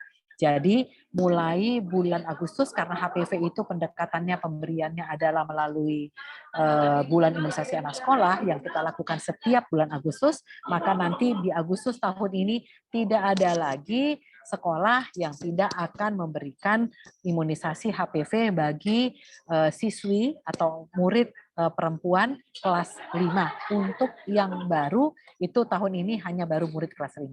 Tapi untuk daerah yang sudah melakukannya mulai tahun lalu, maka tahun ini akan melakukan di kelas 5 dosis pertama dan kelas 6 SD untuk dosis keduanya. Rotavirus juga seperti itu. Kalau tahun lalu baru di 21 kabupaten kota di 18 provinsi sebagaimana tertuang di slide ini, maka nanti rencananya di bulan Juli kita akan kick off untuk nationwide. Jadi semua daerah, seluruh kabupaten kota akan mulai melakukan pemberian imunisasi rotavirus dalam program imunisasinya. Kemudian IPV 2, ya selama ini kita hanya memberikan IPV 1 dosis di umur 4 bulan, tapi di penghujung 2022 yang lalu 3 provinsi sudah mulai meng-kick off dalam program imunisasinya pemberian IPV dosis kedua pada usia umur 9 bulan. Nah, nanti di bulan Juni maka akan kick off untuk provinsi lainnya. Jadi secara nasional akan kita kick off di bulan Juni untuk IPV dosis kedua pada umur anak usia 9 bulan. Dan untuk JE selama ini kita hanya memberikan untuk Provinsi Bali. Dan di tahun 2023 ini akan ada perluasan ke Provinsi Kalimantan Barat. Kemudian tahun 2024 rencananya akan diperluas lagi ke Provinsi Jogja. Untuk JE memang hanya diberikan kepada daerah-daerah yang endemis terhadap Japanese encephalitis. Nah, ini antigen barunya tadi, masing-masing tentu ada manfaatnya. PCV tentu bermanfaat untuk mencegah pneumonia atau radang paru, HPV untuk mencegah kanker leher rahim, rotavirus untuk mencegah diare berat yang diakibatkan oleh rotavirus, kemudian IPV tentu untuk menambah perlindungan terhadap polio, lalu JE itu adalah mencegah encephalitis yang disebabkan oleh virus Japanese encephalitis, ya. Ini yang akan kita, dan sesudah nanti introduksi ini tentu kita harapkan kita bisa menekan angka kesakitan dan kematian yang lebih signifikan terhadap bayi dan balita di Indonesia. Nah, bagaimana situasi PD3I kita? Tadi saya sudah menyampaikan cakupan yang memang banyak bolong-bolongnya. Tentu dengan rendahnya cakupan ini tidak akan bisa menimbulkan herd immunity, dan dampaknya adalah timbulnya peningkatan atau penambahan dari kasus-kasus PD3I, bahkan sudah timbul KLB-KLB. Jadi tahun ini, tahun 2023, di mana ini data sampai minggu keberapa ini ya? Kalau saya nggak salah di awal, di akhir April ya, di akhir April. Bayangin baru 4 bulan, baru sepertiga tahun kita jalani, tapi kita sudah lumayan gitu ya memiliki KLB. Untuk campak yang confirm, KLB-nya sudah ada 5 KLB di 4 kabupaten kota, ini yang warnanya merah-merah, ya. Kemudian di 3 provinsi, lalu ada 1 mix kasus KLB yang measles rubella di 1 kabupaten kota, yaitu Nunukan ya, untuk yang mix ya, Kabupaten Nunukan di Provinsi Kalimantan Utara, dan kita sudah 7 KLB suspek campak. Jadi KLB campak ini ada yang confirm lab, ada juga KLB yang suspek ya, dari dasar suspek karena ada hubungan epidemiologi sudah bisa kita tegakkan sebagai KLB. Ini terdapat di 7 kabupaten kota di 5 provinsi. Jadi ini yang abu-abu warnanya ya ini. Jadi luar biasa ya teman-teman. Oleh karena itu tadi saya sampaikan pemenuhan imunisasi untuk percepatan kejar itu harus kita lakukan. Yang berikut ini adalah KLB difteri yang sudah kita dapatkan sepanjang tahun 2023. Sudah ada 40 kabupaten kota di 14 provinsi yang terdampak untuk difteri sampai minggu ke-8 tahun 2023. Aduh, miris saya kalau melihat ini ya. Jadi selama tahun lalu ya, selama tahun 2022 kita sudah punya 540 kasus difteri yang tersebar di 163 kabupaten kota di 33 provinsi. Sudah hampir semua provinsi punya kasus difteri. Ya.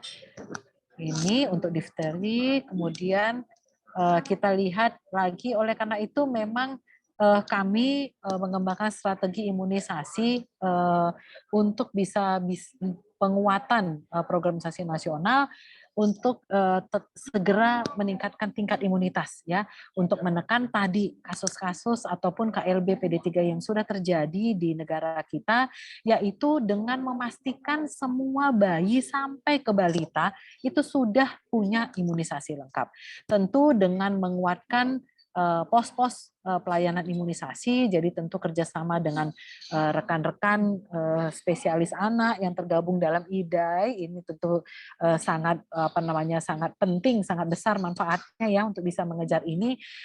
Di beberapa waktu yang lalu, waktu kita melakukan pertemuan apa saya lupa, tapi dalam rangka Pekan Imunisasi Dunia ini kembali kami menyerukan rekan-rekan sejawat kami, dokter spesialis anak di Indonesia, untuk kalau ketemu anak masih usianya balita gitu ya, mohon kalau anak itu datang entah dalam rangka layanan apapun ke tempat praktek sejawat semua, mohon ditanyakan riwayat imunisasinya dan segera pada kesempatan pertama bisa diberikan imunisasi yang belum lengkap gitu ya, supaya tidak ada anak di Indonesia yang tidak lengkap imunisasinya dan kita bisa bersama-sama menurunkan angka kasus PD3I dan KLB PD3I yang sudah terjadi di Indonesia. Tentu SDM kesehatan juga ini menjadi kendala. Teman-teman, kami menyampaikan bahwa di lapangan sangat tinggi turnover dari petugas pengelola program imunisasi. Dan ini agak sulit kita mengintervensinya, kami di pusat sulit karena memang ini tergantung pimpinan daerah ya. Jadi mungkin melalui media ini kami bisa menghimbau kita bisa punya power masing-masing gitu ya, teman-teman media juga mungkin bisa menyuarakan ke pemerintah daerah setempat untuk tidak melakukan pergantian yang cukup singkat gitu dari pengelola imunisasi. Kemudian tentu pembiayaan juga harus kita perkuat, dukungan dari semua sektor untuk ini. Sebetulnya pembiayaan imunisasi bisa dimanfaatkan dari banyak sumber ya, termasuk APBN di pusat yang kita turunkan sampai ke bawah melalui Dekon maupun melalui DAK, baik fisik maupun non fisik itu bisa dipakai, dan juga APBD dari masing-masing pemerintah daerah. Kemudian penguatan dari logistik ini juga menjadi komitmen kami di pusat karena vaksin dan logistik untuk imunisasi adalah tanggung jawab pemerintah pusat, dan untuk pemerintah daerah tentu penyediaan dari sarana penyimpanan vaksin, pemeliharaannya ini menjadi penting. Kemudian sistem informasi saat ini kami mengembangkan sistem pencatatan yang web based, namanya ASIK atau aplikasi Sehat Indonesiaku. Semua laporan ada di sana, ini by name, by address. Tentu ini nanti akan juga terintegrasi dengan laporan-laporan pelayanan imunisasi di sektor swasta yang nanti akan terintegrasi lewat data Satu Sehat ya. Jadi nanti kita akan bisa memakai ini untuk melihat mana lagi yang belum lengkap imunisasinya untuk segera kita kejar gitu ya. Kemudian aplikasi ini juga nanti ada media pengingatnya, remindernya, lalu nanti seperti juga vaksin COVID yang lalu, setiap anak yang sudah mendapatkan lengkap imunisasinya per umurnya, jadi kalau bayi udah lengkap dia akan dapat sertifikat imunisasi bayinya, kemudian lengkap di bawah 2 tahun akan dapat imunisasi sertifikat badutanya, begitu juga nanti di anak usia sekolahnya. Jadi mudah-mudahan dengan ini akan membuat orang tua paham betul imunisasi apa yang belum diberikan kepada anak-anaknya. Dan regulasi juga saat ini sedang kita lengkapi untuk payung hukum dari pemberian imunisasi yang merupakan hak anak tadi dan kewajiban dari pemerintah, masyarakat, serta keluarga untuk melengkapinya. Ini strateginya, jadi kita mulai dari memastikan bayi dan balita di wilayah kerja terkecil, dalam hal ini desa, itu sudah ada semua tertuang di dalam kohort atau register imunisasi. Nah, kalau sudah ada tentu akan sangat mudah untuk kita bisa memapping mana atau siapa anak yang belum lengkap. Yang belum lengkap tentu diadakan pelacakan, dilakukan imunisasi kejar ya sampai di usia balita, kemudian tentu hal ini juga bisa kita pantau lewat PWS atau pemantauan wilayah setempat secara rutin. Kemudian ini imunisasi kejarnya jadi salah satu contohnya adalah melakukan drop out follow up sehingga masih bisa masuk ke dalam laporan imunisasi rutinnya. Tapi kalau sudah lewat dari 2 tahun maka kita lakukan BLF, backlog fighting untuk batita, dan lebih lagi di usia balita bisa kita kejar sampai usia 59 bulan. Ini yang kami sampaikan lewat surat edaran Dirjen P2P yang baru kita edarkan ke semua dinas kesehatan sampai ke kabupaten kota dan juga ke seluruh rumah sakit yang ada di Indonesia, direktur rumah sakit untuk bisa mengejar ya semua anak sampai usia balita memenuhi imunisasi rutinnya supaya kita bisa menekan tadi kejadian PD3I. Ini yang tertuang di dalam surat edaran mengenai imunisasi apa yang masih bisa kita berikan, bagaimana intervalnya dan dosisnya yang harus kita berikan. Mungkin saya tidak panjang lebar di sini, nanti bisa dilihat. Dan di luar itu, untuk anak usia sekolah, strategi yang kami lakukan adalah kita sudah memiliki SKB ya, keputusan bersama 4 menteri, yaitu Menteri Pendidikan, Menteri Kesehatan, Menteri Agama, dan Menteri Dalam Negeri tentang penyelenggaraan peningkatan status kesehatan peserta didik. Nah, di dalam SKB yang baru diluncurkan di bulan Agustus tahun 2022 yang lalu, di sini disampaikan bahwa ketika calon peserta didik akan masuk ke dalam pendidikan di tingkat SD atau sederajat, maka syarat administrasi yang harus dilengkapi oleh orang tua adalah status atau riwayat imunisasi yang sudah diperoleh anak ini. Jadi semua anak harus membawa ini. Kemudian kalau anak-anak tersebut belum lengkap imunisasinya atau belum pernah mendapat imunisasi, bukan berarti anaknya nggak boleh masuk sekolah. Anaknya tetap boleh masuk sekolah, tetapi nanti pihak sekolah akan berkoordinasi dengan puskesmas, menyampaikan tadi ya riwayat imunisasi si anak. Nanti puskesmas akan menyampaikan apa-apa imunisasi yang masih bisa dilengkapi dengan umur anak tersebut disesuaikan dengan usianya. Dan di dalam SKB ini dituangkan begitu anak masuk duduk di sekolah, maka pelaksanaan imunisasi yang harus dilakukan sepanjang anak itu di bangku SD, maka itu menjadi wajib. Jadi memang riwayat imunisasi terdahulu belum menghalangi anak untuk masuk sekolah, tetapi begitu anak duduk di bangku sekolah SD atau sederajat, maka imunisasi yang dilakukan sepanjang di SD itu menjadi wajib untuk diberikan kepada anak. Jadi anaknya itu harus ikut imunisasi itu dan juga menjadi kewajiban pihak sekolah dalam hal ini untuk memfasilitasi pelaksanaan imunisasi di sekolah.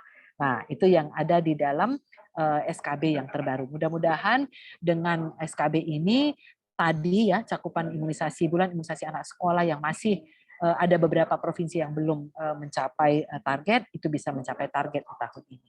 Mungkin demikian yang bisa saya sampaikan, Dr. Ari, dalam paparan saya. Mohon maaf kalau dalam pemaparannya ada hal-hal yang kurang berkenan. Saya kembalikan ke Dr. Ari selaku moderator. Wassalamualaikum warahmatullahi wabarakatuh. Terima kasih Dr. Prima Yosepin atas paparannya yang sangat lengkap. Kita sudah sama-sama mendengarkan betapa banyak strategi yang sudah digunakan oleh pemerintah ya, Kementerian Kesehatan di dalam rangka upaya untuk melengkapi imunisasi di masyarakat untuk melindungi diri keluarga dan masyarakat terhadap kemungkinan penyakit PD3I yang tadi juga sudah dipaparkan masih banyak sekali terjadi dan herd immunity bisa tercapai. Baik, sebelum kita beralih kepada pembicara berikut, mungkin kita foto bersama dulu ini kepada para pembicara untuk membuka kameranya. Kemudian semua peserta juga untuk membuka kamera, kita akan melakukan foto bersama. Silakan kepada asisten untuk memimpin.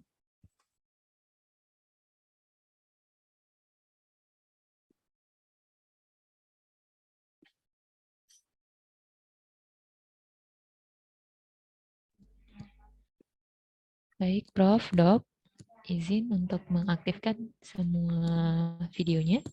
Oke. 3, 2, 1. Slide selanjutnya. Kita ulang lagi. 3, 2, 1. Sudah. Baik, terima kasih. Prof, Dok. Baik. Berikutnya kita akan sampai kepada pembicara ketiga, yaitu Profesor Dr. Hartono Gunardi, spesialis anak konsultan. Beliau adalah staf medis fungsional kelompok staf medis ilmu kesehatan anak FKUI RSCM. Mohon ditampilkan CV beliau. Ya, beliau merupakan staf divisi tumbuh kembang pediatri sosial Departemen Ilmu Kesehatan Anak FKUI RSCM. Pendidikan beliau lulus dokter umum tahun 84 dari FKUI, kemudian dokter spesialis anak tahun 1992, konsultan spesialis anak konsultan dari UI juga tahun 2006, kemudian meraih gelar doktor dari UI tahun 2011 dan menjadi guru besar tetap ilmu kesehatan anak dari FKUI tahun 2020. Sudah banyak pendidikan yang beliau ikuti, juga demikian kegiatan organisasi beliau. Saat ini beliau masih aktif sebagai Ketua Satgas Imunisasi IDAI, serta anggota International Pediatric Association Strategic Advisory Group on Immunization atau ITAGI dari 2002 hingga sekarang. Kepada Profesor Dr. Hartono Gunardi yang akan menyampaikan materi dengan judul bagaimana mengejar imunisasi yang tertinggal selama 20 menit ke depan. Waktu dan kanal saya persilakan. Silakan, Prof. Terima kasih Dr. Ari Prayitno, spesialis anak konsultan. Selamat siang para teman-teman media. Selamat siang juga saya ucapkan kepada yang terhormat para pembicara sebelumnya, Dr. Prima Yosefin, Dr. Raihan, dan juga Ketua PP IDAI, Dr. Fitrim, Mbak Salma Januarto. Salam sehat semua untuk teman-teman media. Karena ini mungkin masih dalam suasana lebaran, perkenankan saya menyampaikan selamat Idul Fitri, mohon maaf lahir batin. Dan perkenankan saya izin untuk share screen.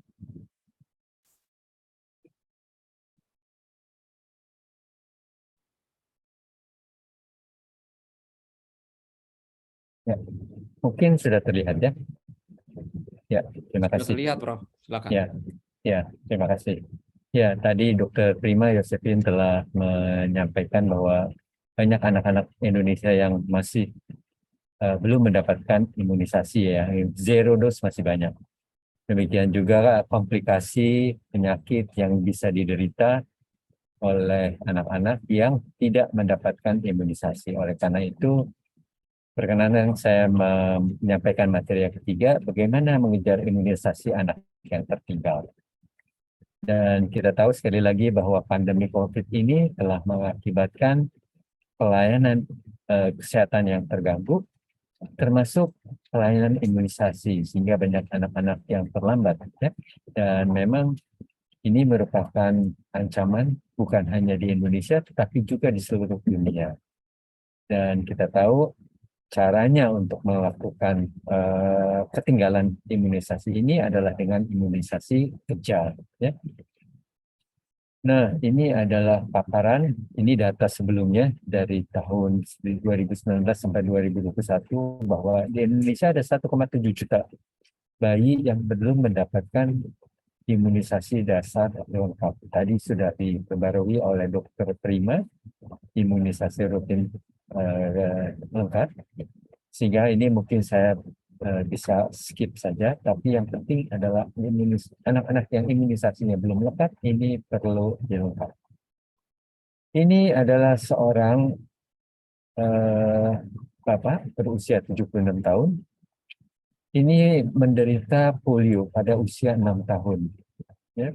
Tadi Dr. Raihan berbicara mengenai kelumpuhan otot di ekstremitas, di alat gerak. Tapi Bapak ini mengalami kelumpuhan di otot pernapasannya. Sehingga selama 70 tahun setelah 6 tahun, beliau harus menggunakan mesin napas ya, yang beratnya 400 kg. Dan beliau tetap bisa bersekolah, luar biasa nih, ini hanya kejadian di negara maju. Dan beliau menjadi sarjana hukum. Ya, dan beliau berpesan, jangan ada lagi anak-anak orang yang seperti dia, cukup dia saja. Jadi berpesan supaya anak-anak itu imunisasi polionya agar lengkap, ya. Dan itu merupakan salah satu mungkin contoh. Ini adalah ceritanya 76 tahun yang hidup dengan iron lung, ya. Ini luar biasa. Beliau terakhir menjadi jaksa wilayah yang mengurusi masalah perusahaan yang mengalami pilot. Ya. Jadi kognitifnya tidak terganggu, tapi otot pernapasannya yang terganggu. Nah, oleh karena itu kita perlu melengkapi imunisasi anak-anak kita yang tidak lengkap ataupun belum sama sekali ya. Kita contohkan saja biar ada visualisasinya. Misalnya saja bayi Ani usia 9 bulan dibawa ibu untuk imunisasi campak.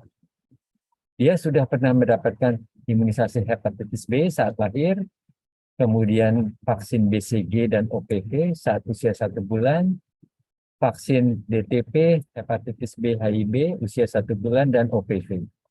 Lalu ibu sibuk, ya dalam tanda petik, dan baru mau membawa anaknya untuk imunisasi kembali setelah anak tetangga itu sakit campak dan dirawat di rumah sakit.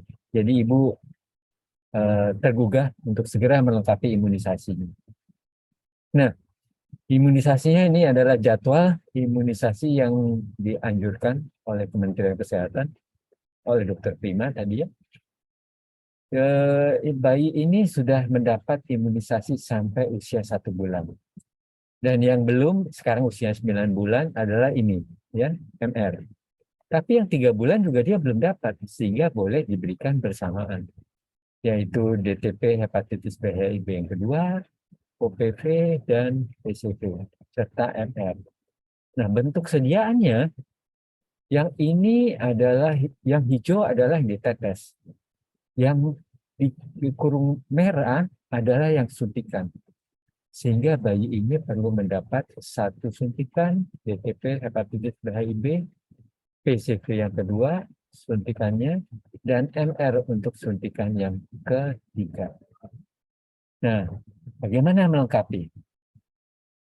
Imunisasi kejar adalah kita perlu melengkapi imunisasi yang tertinggal tanpa harus mengulang dari awal. Jadi tidak ada yang hangus. Jadi kalau yang kurangnya imunisasi yang kedua, silakan dilengkapi. Ya, yang pertama ini tidak perlu diulang lagi, meskipun anaknya sudah 9 bulan. Ya. Jadi tidak ada yang hangus, lengkapi imunisasi yang tertinggal tanpa harus diulang dari awal. Nah, karena ada beberapa suntikan, ada 3 suntikan, kita bisa berikan suntikan ganda. Suntikan ganda ini memang terbukti aman, efektif, dan efisien. Ya. Nah, kalau diilustrasikan, di satu paha kiri atau paha kanan, ini boleh diberikan 2 suntikan, dengan catatan jaraknya harus 2,5 cm antara suntikan pertama dengan suntikan kedua. 2,5 cm atau 1 inci. Suntikan ketiga ini dapat diberikan di paha yang satunya lagi, di sebelahnya. Ya. Jadi bisa diberikan beberapa suntikan sekaligus. Keuntungan suntikan ganda adalah dia dapat memberikan perlindungan tepat waktu. Jadi secepat mungkin. Begitu disuntik, dia 2 minggu kemudian sudah ada timbul pembentukan antibodi. Lalu mengurangi kunjungan, sehingga ibu tidak bolak-balik ke fasilitas pelayanan kesehatan. Juga mengurangi trauma, kecemasan, dan rasa sakit pada anak.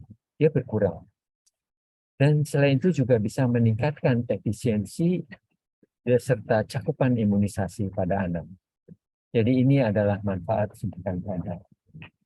Nah, setelah mendapatkan suntikan, beberapa suntikan tadi, Ibu Ani merasa perlu segera melengkapi yang ketinggalan tadi.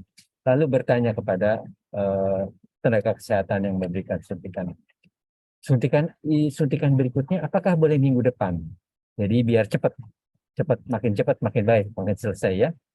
Namun perlu diperhatikan bahwa jarak antara suntikan yang satu dengan suntikan lainnya itu umumnya adalah 4 minggu.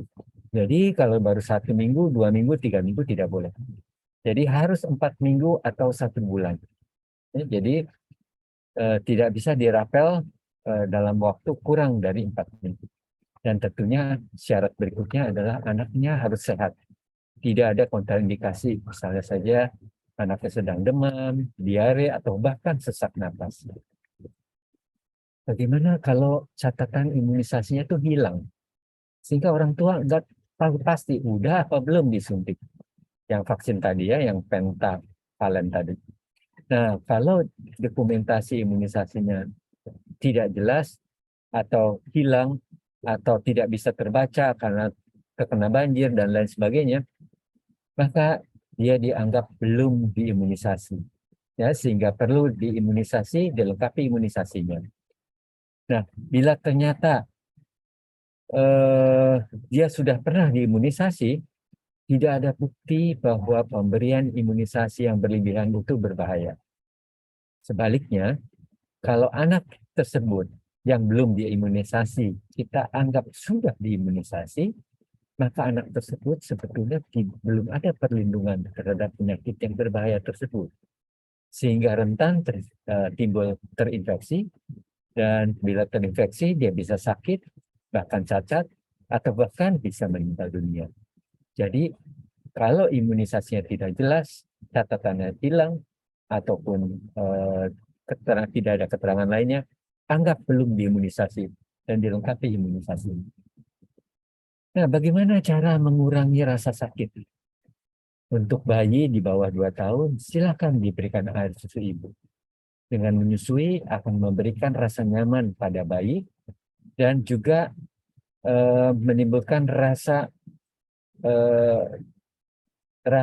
pengalaman sakit yang lebih sedikit dibandingkan tidak mendapatkan air susu ibu. Bagaimana bila air susu ibunya sudah stop? Silakan diberikan pengganti air susu ibu atau susu formula.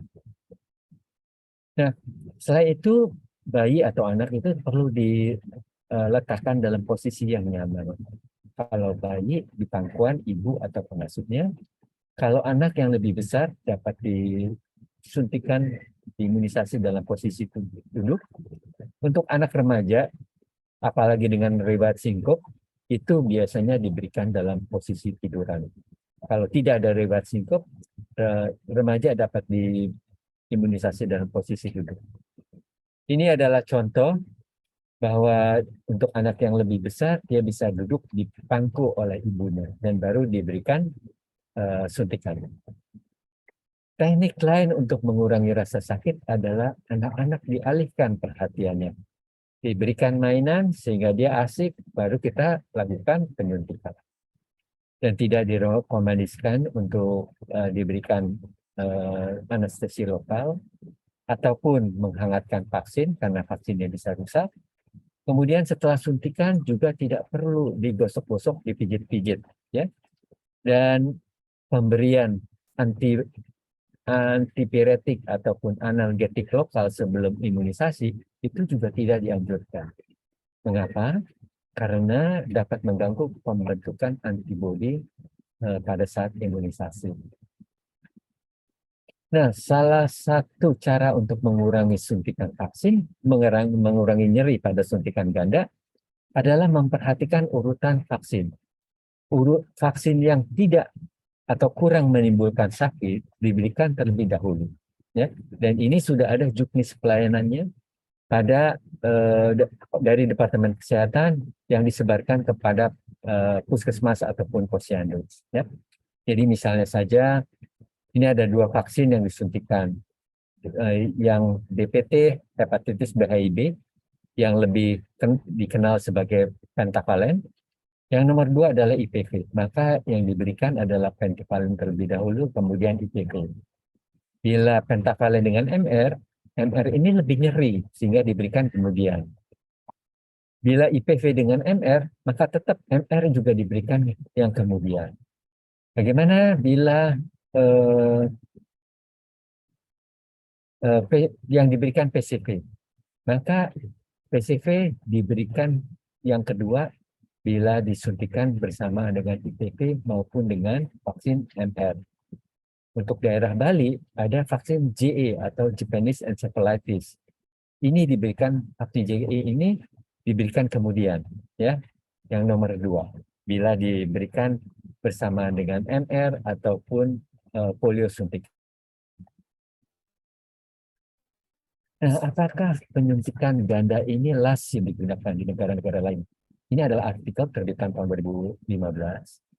bahwa di negara-negara WHO waktu itu ada 194 negara yang masuk ke dalam keanggotaan WHO, dan pada tahun 2014 86% dari negara WHO tersebut sudah menggunakan suntikan 2 suntikan.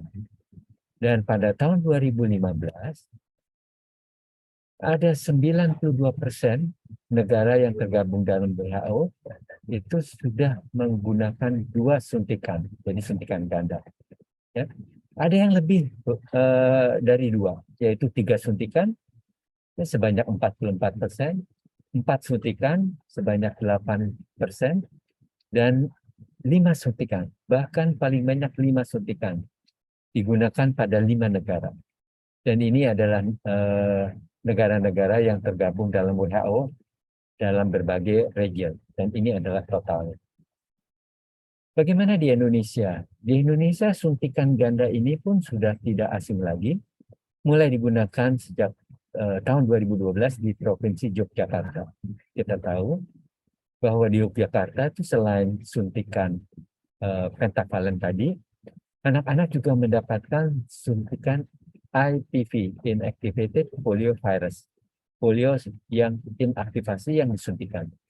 Jadi memang sudah lazim diberikan 2 suntikan pada bayi-bayi di Yogyakarta pada usia 2 bulan, 3 bulan, dan 4 bulan. Dan juga di Lombok, ini pernah dilakukan studi keamanan vaksin di Lombok. Anak di Lombok mendapatkan vaksin pentavalen atau nama dagangnya Pentabio dengan PCV. PCV ini adalah pneumococcal conjugate vaksin, vaksin pneumococcus yang dapat mencegah radang paru-paru atau pneumonia pada anak. Pneumonia atau radang paru-paru adalah penyebab kematian nomor 1 pada anak balita. Dan moderator kita, Dr. Ari, ini yang meneliti di Lombok ini. Salah satu tesis beliau, topiknya adalah mengenai vaksin pneumococcus. Benar ya, Dr. Ari ya? Ya. Dan sampai sekarang beliau masih meneliti mengenai vaksin pneumococcus ini. Luar biasa, Dr. Ari.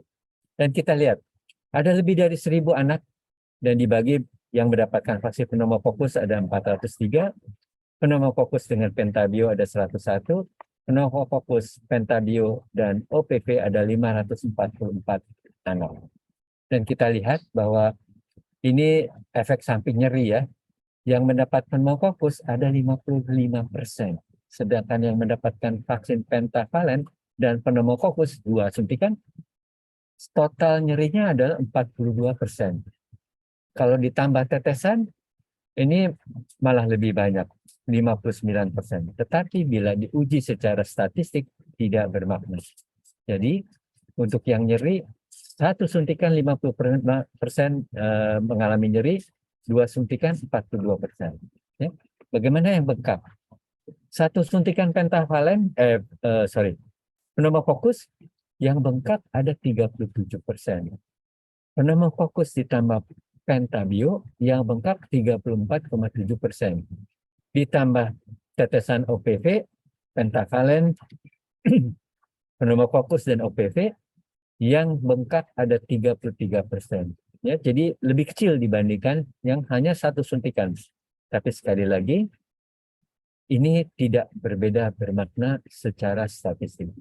Ya, jadi reaksi efek sampingnya atau KIPI-nya tidak berbeda bermakna. Nah, sebagai rangkuman, pandemi COVID telah menurunkan cakupan imunisasi di berbagai negara, termasuk Indonesia. Anak yang belum mendapatkan imunisasi atau belum lengkap imunisasinya, perlu dilakukan imunisasi kejar dengan melengkapi imunisasi yang tertinggal tanpa mengulang dari dosis pertama, dan bila perlu diberikan dengan suntikan ganda yang aman, efektif, serta lazim yang telah lazim digunakan di Indonesia. Dan untuk mengurangi nyeri dapat diberikan air susu ibu sebelum menyusui, dan anak diimunisasi dalam posisi yang nyaman. Pada anak besar dapat dialihkan perhatiannya agar rasa sakitnya berkurang, dan juga dapat diatur urutan imunisasinya sehingga anak akan mengalami nyeri yang paling minimal. Demikian presentasi saya. Terima kasih atas perhatian para teman-teman media sekalian. Mohon maaf bila ada yang kurang berkenan. Dan waktu dan layar saya kembalikan ke moderator. Terima kasih. Baik, terima kasih Profesor Dr. Hartono Gunardi, spesialis anak konsultan, atas pemaparannya, Prof. Cukup jelas dan lengkap. Baik, kita akan memasuki sesi tanya jawab. Memohon kepada semua pembicara untuk membuka kamera. Saya ingatkan kepada seluruh peserta, baik teman-teman media maupun sejawat dokter anak dari berbagai IDAI cabang, dipersilakan kalau ada yang ditanyakan untuk menyampaikan melalui kolom chat yang ada. Saat ini berdasarkan catatan sudah ada 2 penanya. Yang pertama adalah Mbak Sabina Arla Yogandini dari bisnis.com. Pertanyaan ini ditujukan ke Dr. Prima. Pertanyaannya adalah apa upaya yang akan dilakukan agar anak-anak yang berada di daerah juga mendapat pemerataan vaksinasi rutin? Silakan, Dok. Ya, terima kasih ya teman-teman. Ini Mbak Sabrina ya yang tadi menanyakannya. Kami dari Kementerian Kesehatan tentu punya banyak ya upaya yang sudah kita lakukan untuk pemerataan dari capaian ini. Jadi secara rutin kami melakukan desk review. Setiap 2 minggu sekali itu ada pelaksanaan desk review, dan nanti untuk setiap provinsi lengkap dengan kabupaten kota dan puskesmasnya itu akan ketemu lagi setiap 1,5 bulan. Gitu. Itu yang kami lakukan untuk menyampaikan ke mereka feedback. Jadi laporan baru segini berarti ada sekian anak yang belum gitu di daerah mana, ayo diturunkan, karena di kami tentu capaiannya itu yang terendah di kabupaten kota. Kan perlu kita breakdown sampai ke puskesmas di kecamatannya, kemudian ke desanya. Ini terus kita lakukan. Namun teman-teman, kita tahu bahwa saat ini kan Indonesia eranya era desentralisasi ya. Jadi pusat itu bisa melakukan bimbingan, namanya Turbinwas, pengaturan, pembinaan, dan pengawasan, gitu. Tapi semua pelaksanaannya itu ada di pemerintah daerah. Nah, advokasi ini juga perlu, dan itu terus kami upayakan dilakukan, gitu ya. Walaupun aktualnya memang dibutuhkan komitmen yang cukup kuat dari pemerintah daerah untuk hal ini, sehingga kami memang menggandeng rekan-rekan dari kementerian lembaga terkait untuk bisa mewujudkan cita-cita kita agar setiap anak itu bisa memperoleh hak imunisasinya. Nah, kami bersama dengan teman-teman dari Kemendagri, dan Bapak Kemendagri juga sudah support luar biasa sebetulnya, mengeluarkan surat edaran kepada seluruh pimpinan daerah, baik itu gubernur maupun sampai ke bupati wali kota, gitu. Namun memang tidak seragam ya komitmennya. Jadi kami senang loh kalau teman-teman media mau bantu kami dalam hal ini. Ayo data-data yang tadi misalnya gitu ya. Jadi jangan ditanyakan ke Kementerian Kesehatan sebetulnya hal ini. Ditanyalah ke pimpinan daerahnya. Pak Gubernur, Pak Bupati, Pak Wali Kota, kenapa ya anak-anak Anda itu kok cakupan ininya cuma segini gitu teman-teman gitu ya. Nah pusat dalam hal ini kami menjamin ketersediaan logistik untuk seluruh anak Indonesia gitu ya, sudah mendapatkan haknya imunisasinya. Tapi tentu operasional dari pelaksanaan imunisasi ini sangat-sangat butuh kerjasama ya dari semua pimpinan daerah ya sampai ke level yang terendahnya. Jadi saat ini memang kami sedang bersama-sama ya dengan Kemendagri, Kementerian Desa gitu, kemudian juga dengan Kemendikbud dan Kementerian Agama untuk bisa ada langkah-langkah strategi yang betul-betul implementatif ya di lapangan untuk mengawal hal ini. Jadi kalau di Kementerian Kesehatan tadi desk review rutin kita lakukan, tentu monitoring dan evaluasi rutin juga kita lakukan. Kami rutin melakukan feedback ya, surat feedback setiap bulan dari Pak Dirjen ke semua kepala dinas sampai ke kepala dinas kabupaten kota, dan per 3 bulan sekali rutin feedback dari Pak Menteri ke seluruh pimpinan daerah dengan tembusan ke Bapak Mendagri dan Menko PMK untuk hal ini gitu. Jadi ayo sama-sama kita upayakan gitu ya, kita perjuangkan nih hak anak-anak tersebut. Itu teman-teman Pak Ari yang bisa Ya, saya terima kasih, sampaikan. Dr. Prima. Jadi peran media sangat besar ya, Dok ya, untuk Pasti, mendorong pemerintah pasti. daerah ini terutama. Ya. Ini ada pertanyaan lagi terkait pertanyaan yang tadi, tapi ini oleh penanya yang berbeda, yaitu dari Mbak Intan dari Harian Kompas ya, dari Kompas ya. Saya Intan dari Harian Kompas, saya ingin bertanya kepada Bu Prima terkait dengan tidak meratanya, sama ya dengan tadi, tidak meratanya cakupan imunisasi, apakah ada kebijakan tertentu dari pemerintah pusat Nah, untuk daerah-daerah yang imunisasi rendah, apakah ada insentif atau disinsentif gitu? iya, betul sekali. Jadi Mbak Intan, ini juga yang sedang kami diskusikan. Tentu dengan kementerian atau KL yang punya power untuk bisa mengikat pemerintah daerah ya. Kalau disinsentif ataupun insentif itu tentu nggak bisa datang dari Kementerian Kesehatan gitu ya. Paling kalau Kementerian Kesehatan ya sejauh dana yang bisa kami kucurkan saja dalam bentuk dekon maupun daknya gitu ya. Tapi tentu tidak terlalu menggigit dalam tanda petik gitu. Nah, ini yang sedang kita komunikasikan dengan teman-teman Dagri, dan Dagri sudah mulai menuangkannya. Jadi tahun depan, tahun 2024, Dagri memasukkan indikator imunisasi menjadi indikator performance dari pimpinan daerah. Dan itu harus tertuang di dalam anggaran belanjanya daerahnya, RAPBD-nya. Jadi masing-masing daerah sudah dimintakan berani berapa nih indikator capaiannya, targetnya. Nah, itu harus kamu tuangkan dalam bentuk anggaran daerah. Kita lihat deh, mudah-mudahan ada kemajuan yang signifikan. Di luar itu, Kementerian Keuangan sebetulnya sudah mengucurkan dana insentif daerah atau DID. Nah, ini nanti teman-teman bisa tanyakan ya media ya ke Kementerian Keuangan terkait hal ini, karena sebetulnya waktu itu dikucurkan, kalau saya nggak salah, tahun 2019 ujung atau 2020 awal. Jadi langsung kita kena pandemi. Nah, begitu kena pandemi ini DID ini agak jalannya nggak terlalu smooth, dan saya agak miss untuk ini. Tapi DID kita ini sifatnya adalah daerah itu harus mencapai performance tertentu dulu, baru bisa mendapat insentif. Jadi ini kayak hadiah gitu ya bagi daerah yang sudah mencapai. Dan kalau saya nggak salah juga, nanti kepastiannya teman-teman media cari ya. Jadi di DID ini untuk sektor kesehatan, penilaian performance pemerintah daerah itu hanya ada beberapa, 3 kalau saya nggak salah. Yang pertama adalah stunting, yang kedua adalah imunisasi, dan yang ketiga apa ya saya lupa. Tapi imunisasi itu masuk sama stunting. 2 ini yang saya ingat banget gitu. Jadi artinya indikator yang 2 ini bisa capai, maka mereka bisa dapat DID-nya. Ini levelnya kalau nggak salah kabupaten kota, teman-teman. Dan ini memang harusnya sih sangat menggiurkan ya untuk pimpinan daerah. Jadi karena katanya untuk satu item, satu indikator, itu mereka bisa dapat berapa puluh juta gitu loh. Jadi lumayan gitu bisa dapat uangnya gitu ya. Nanti Satu lagi mungkin bukan detail AKB ya, Dok?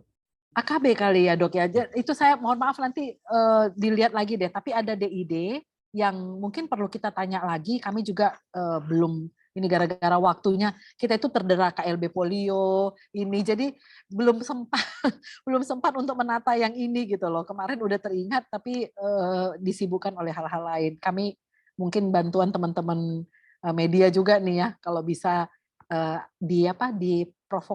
diprovokasi dalam hal positif tentunya ya, untuk KL lain mempercepat hal ini gitu. Jadi ada insentif tapi yang didatangkan lewat Kementerian Keuangan. Ya, terima kasih. Jadi siap-siap buat daerah yang cakupan imunisasi masih rendah ya, Dr. Prima ya, tahun depan kalau aturannya dibuat ya. Baik, ada lagi dari teman-teman media atau dari teman-teman sejawat dokter anak yang ingin ditanyakan kepada keempat pembicara? Kalau belum mungkin, oh ya silakan Bapak Ketua PP mengangkat tangan, silakan. Ya, saya mau tanya ke Bu Prima nih. Apa kabar Bu Prima? Baik dong. Ini mungkin nanti Dokter Rehan juga bisa nambahkan ya. Terkait dengan kebijakan catch up imunisasi pada imunisasi program nih Bu Prima. Kan itu banyak ya, misalkan imunisasi hepatitis B, datangnya udah usia 10 hari. Di program kan 0 sampai 7 hari. Nah, kemudian ditolak gitu aja. Atau PCV nih. PCV usia 2 bulan, 3 bulan. Dia datang usia 4 bulan atau 5 bulan. Udah ditolak gitu aja. di satu sisi nanti laporannya adalah ini nggak tercapai ini cakupan. Padahal anak yang butuh dan mau dan masih bisa itu nggak boleh gara-gara sakleknya penjadwalan. Jadi ini di lapangan tuh ya saya paham sih kalau bahasa program kan memang saklek ya. Tapi bagaimana caranya supaya catch up imunisasi ini kemudian nanti membuat cakupan itu jadi tetap bisa dikejar gitu buat yang terlambat. Itu aja mungkin, makasih. Ya. Pak Moderator, izin bisa langsung jawab. Silakan Dr. Prima, langsung. Ya, makasih Dr. Piprim. Jadi betul Dok, mungkin beberapa teman-teman di lapangan masih belum terlalu paham dengan imunisasi kejar yang kita sampaikan. Dan ini sudah kita tegaskan lagi lewat surat edaran dari Pak Dirjen tanggal 10 Maret barusan menyikapi maraknya peningkatan kasus PD3I bahkan KLB PD3I di berbagai daerah seperti tadi di paparan saya. Jadi kami sudah mengeluarkan surat edaran kewaspadaan terhadap peningkatan kasus dan KLB PD3I. Di dalamnya adalah salah satu intervensi yang kita sarankan kepada teman-teman daerah adalah melakukan catch up atau imunisasi kejar ini. Dan itu sudah jelas tertuang bahwa kejar itu bisa kita lakukan, kami mengejarnya sampai balita gitu ya di dalam komunitas. Dan ada caranya gitu ya, intervalnya berapa, kalau datang udah di atas 1 tahun seperti apa, kalau sebelum 1 tahun seperti apa, itu ada dituangkan. Sehingga kalau melihat surat edaran ini harusnya teman-teman di lapangan sudah paham tadi yang disampaikan Dr. Piprim bahwa yang nggak bisa saklek sesuai dengan ideal, itu kan idealnya ya yang tadi saya paparkan ya, umur 1 bulan, 2 bulan, 3 bulan dan seterusnya. Tapi kalau dia oleh karena salah satu sebab mungkin sakit waktu itu atau lagi dibawa ibunya karena harus ngunjungin eyangnya gitu misalnya, ya tentu harus bisa dikejar gitu ya, di catch up. Bahkan kalau umurnya sudah lewat pun, lewat 1 tahun misalnya, itu tetap harus di catch up gitu loh. Dalam rangka untuk kita bisa meningkatkan imunitas si anak tadi. Jadi mudah-mudahan Dr. Piprim, makanya kami juga butuh bantuan IDAI tentunya dalam hal ini untuk bisa mensosialisasikan itu, karena kadang-kadang begitulah teman-teman juga surat edaran sudah diedarkan juga nggak dibaca kali. Mungkin perlu juknis nggak Bu untuk itu, Bu Prima? Ya, saat ini kan kita sedang revisi Permenkes ya, Prof yang ada hadir di sini semua teman-teman sejawat. Permenkes kita sebagai basis atau sebagai dasar pelaksanaan imunisasi memang sudah cukup tua. Kita melakukannya kan atau kita ada punya Permenkes itu tahun 2017, sudah lama sekali dan sudah banyak perubahan-perubahan di program imunisasi tentunya. Nah ini sedang tahap finalisasi untuk Permenkes kita. Jadi sebelum itu keluar, maka beberapa surat edaran yang kita keluarkan untuk bisa menyikapi dengan cepat gitu. Pelaksanaan yang harus sito ya sifatnya di lapangan kita ambil intervensinya. Ini sementara sih. Memang betul, Dok. Itu jadi juknisnya mungkin untuk yang catch up ini mungkin perlu didetilkan gitu, karena yang di daerah itu bingung kalau nggak ada juknis, Bu, mungkin. Ya, betul. Teman-teman memang karena banyaknya ini ya yang harus dikerjakan. Termasuk imunisasi kejar kita juga khusus gitu ya, khusus imunisasi kejar. Sebetulnya sudah ada juknisnya, itu waktu pandemi kalau nggak salah saya baru-baru pandemi kita 2020 itu ada. Tapi ini akan kita perbaiki karena waktu itu kita hanya fokusnya sampai batita bawah 3 tahun. Nah ini akan kita perbaiki mengejar karena banyak ada kalau kita lihat tahun kan 2018 juga kita punya tuh anak zero dose gitu ya yang drop out juga banyak. Jadi sangat sayang kalau kita hanya mengejar batita. Betul makin dini makin baik gitu ya Dok ya. Tapi kan tentu tidak menghilangkan kesempatan balita untuk bisa melengkapi imunisasinya. Gitu. Baik, terima kasih. Dr. Ryan mungkin punya pengalaman dan tambahan dari Prof. Hartono barangkali terkait catch up ini di lapangan? Sedikit Bu Prima, mungkin yang tadi Dr. Piprim, kalau mungkin dia 2 bulan, 3 bulan, 1 tahun, mereka agak lebih pede. Yang sering ini biasanya di hepatitis B, Bu. Kan karena kita menyampaikannya kan 7 hari. Jadi biasanya kalau ada kadang-kadang kan ada tradisi ya, kultur. Jadi mereka tidak keluar dulu. Nah, dia pergi nanti hari ke-8 atau hari ke-9 tuh biasanya ditolak di rumah sakit. Ya, Di untuk puskesmas. ya, mungkin ini nanti akan kami sikapi, Dok, tapi memang sebetulnya untuk berdos di program kita nggak berlaku lagi sampai 7 hari. Program itu sudah menyampaikan seperti paparan saya tadi di bawah 24 jam. Jadi ini kan sudah masuk dalam paket persalinan. Harapan kami bahwa sesuai dengan kebijakan persalinan juga saat ini tidak ada lagi persalinan yang di rumah, tapi semua persalinan ada di vaskes, maka tentu tidak ada lagi neonatus ya yang tidak mendapatkan imunisasi berdosnya gitu loh, karena ini jadi satu paket gitu. Ini yang kami selalu koordinasikan dengan teman-teman di Kesga, karena ini paketnya teman-teman Kesga ketika melakukan pertolongan Linakes ya, pertolongan persalinan oleh tenaga kesehatan gitu, Dok. Jadi harusnya di situ mainnya. Tapi kalau masih ada yang tadi, artinya waktu dia bersalin nggak ikut anaknya, nggak divaksinasi, maka ada yang seperti tadi ya, yang Dr. Piprim sampaikan dan Dr. Raihan sampaikan, mungkin akan kami sampaikan, teman-teman memang terkendala terhadap pertanggungjawaban pemakaian PID atau Unijack-nya. Nah, itu dia. Karena itu dipakai untuk yang berdos gitu loh. Dan biasanya mereka akan mundur sampai ke usia 1 bulan. Ya. Ininya. Baik, terima kasih Dr. Rehan. Prof. Hartono ada pendapat terkait vaksinasi hepatitis H0 ini apa ini? HB0. HB0. Ya, HB0. Ya. Ya, terima kasih Dr. Ari. Ya, selamat siang Dr. Prima. Siang, ya, Prof. Saya ingin menanyakan apakah program triple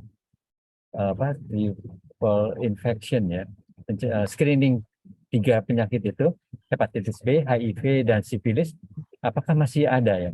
Sehingga ini bisa mengurangi betul angka kejadian transmisi secara vertikal untuk dari ibu ke bayinya. Apakah ini hanya di Jakarta? Apakah masih dilaksanakan secara nasional ya, Dr. Prima? Masih sih, Prof. Masih seperti dari teman-teman P2PM itu kami infonya masih. Namun saya tidak terlalu menguasai gitu ya mengenai apakah masuk dalam indikator sehingga jadi jadi concern buat teman-teman daerah untuk hal ini. Tapi pendekatannya itu masih ada gitu. Nanti mungkin kami bisa tanyakan lagi ya, Prof, ke teman-teman di P2PM untuk trias tadi penyakit itu. Ya, terima kasih Dr. Prima. Baik, ada lagi pertanyaan? Kalau tidak ada, mungkin karena waktu, sebelum saya tutup barangkali Bapak Ketua PP ada pesan terakhir sebagai highlight barangkali dari organisasi IDAI, PP IDAI. Ya, terima kasih Dr. Ari.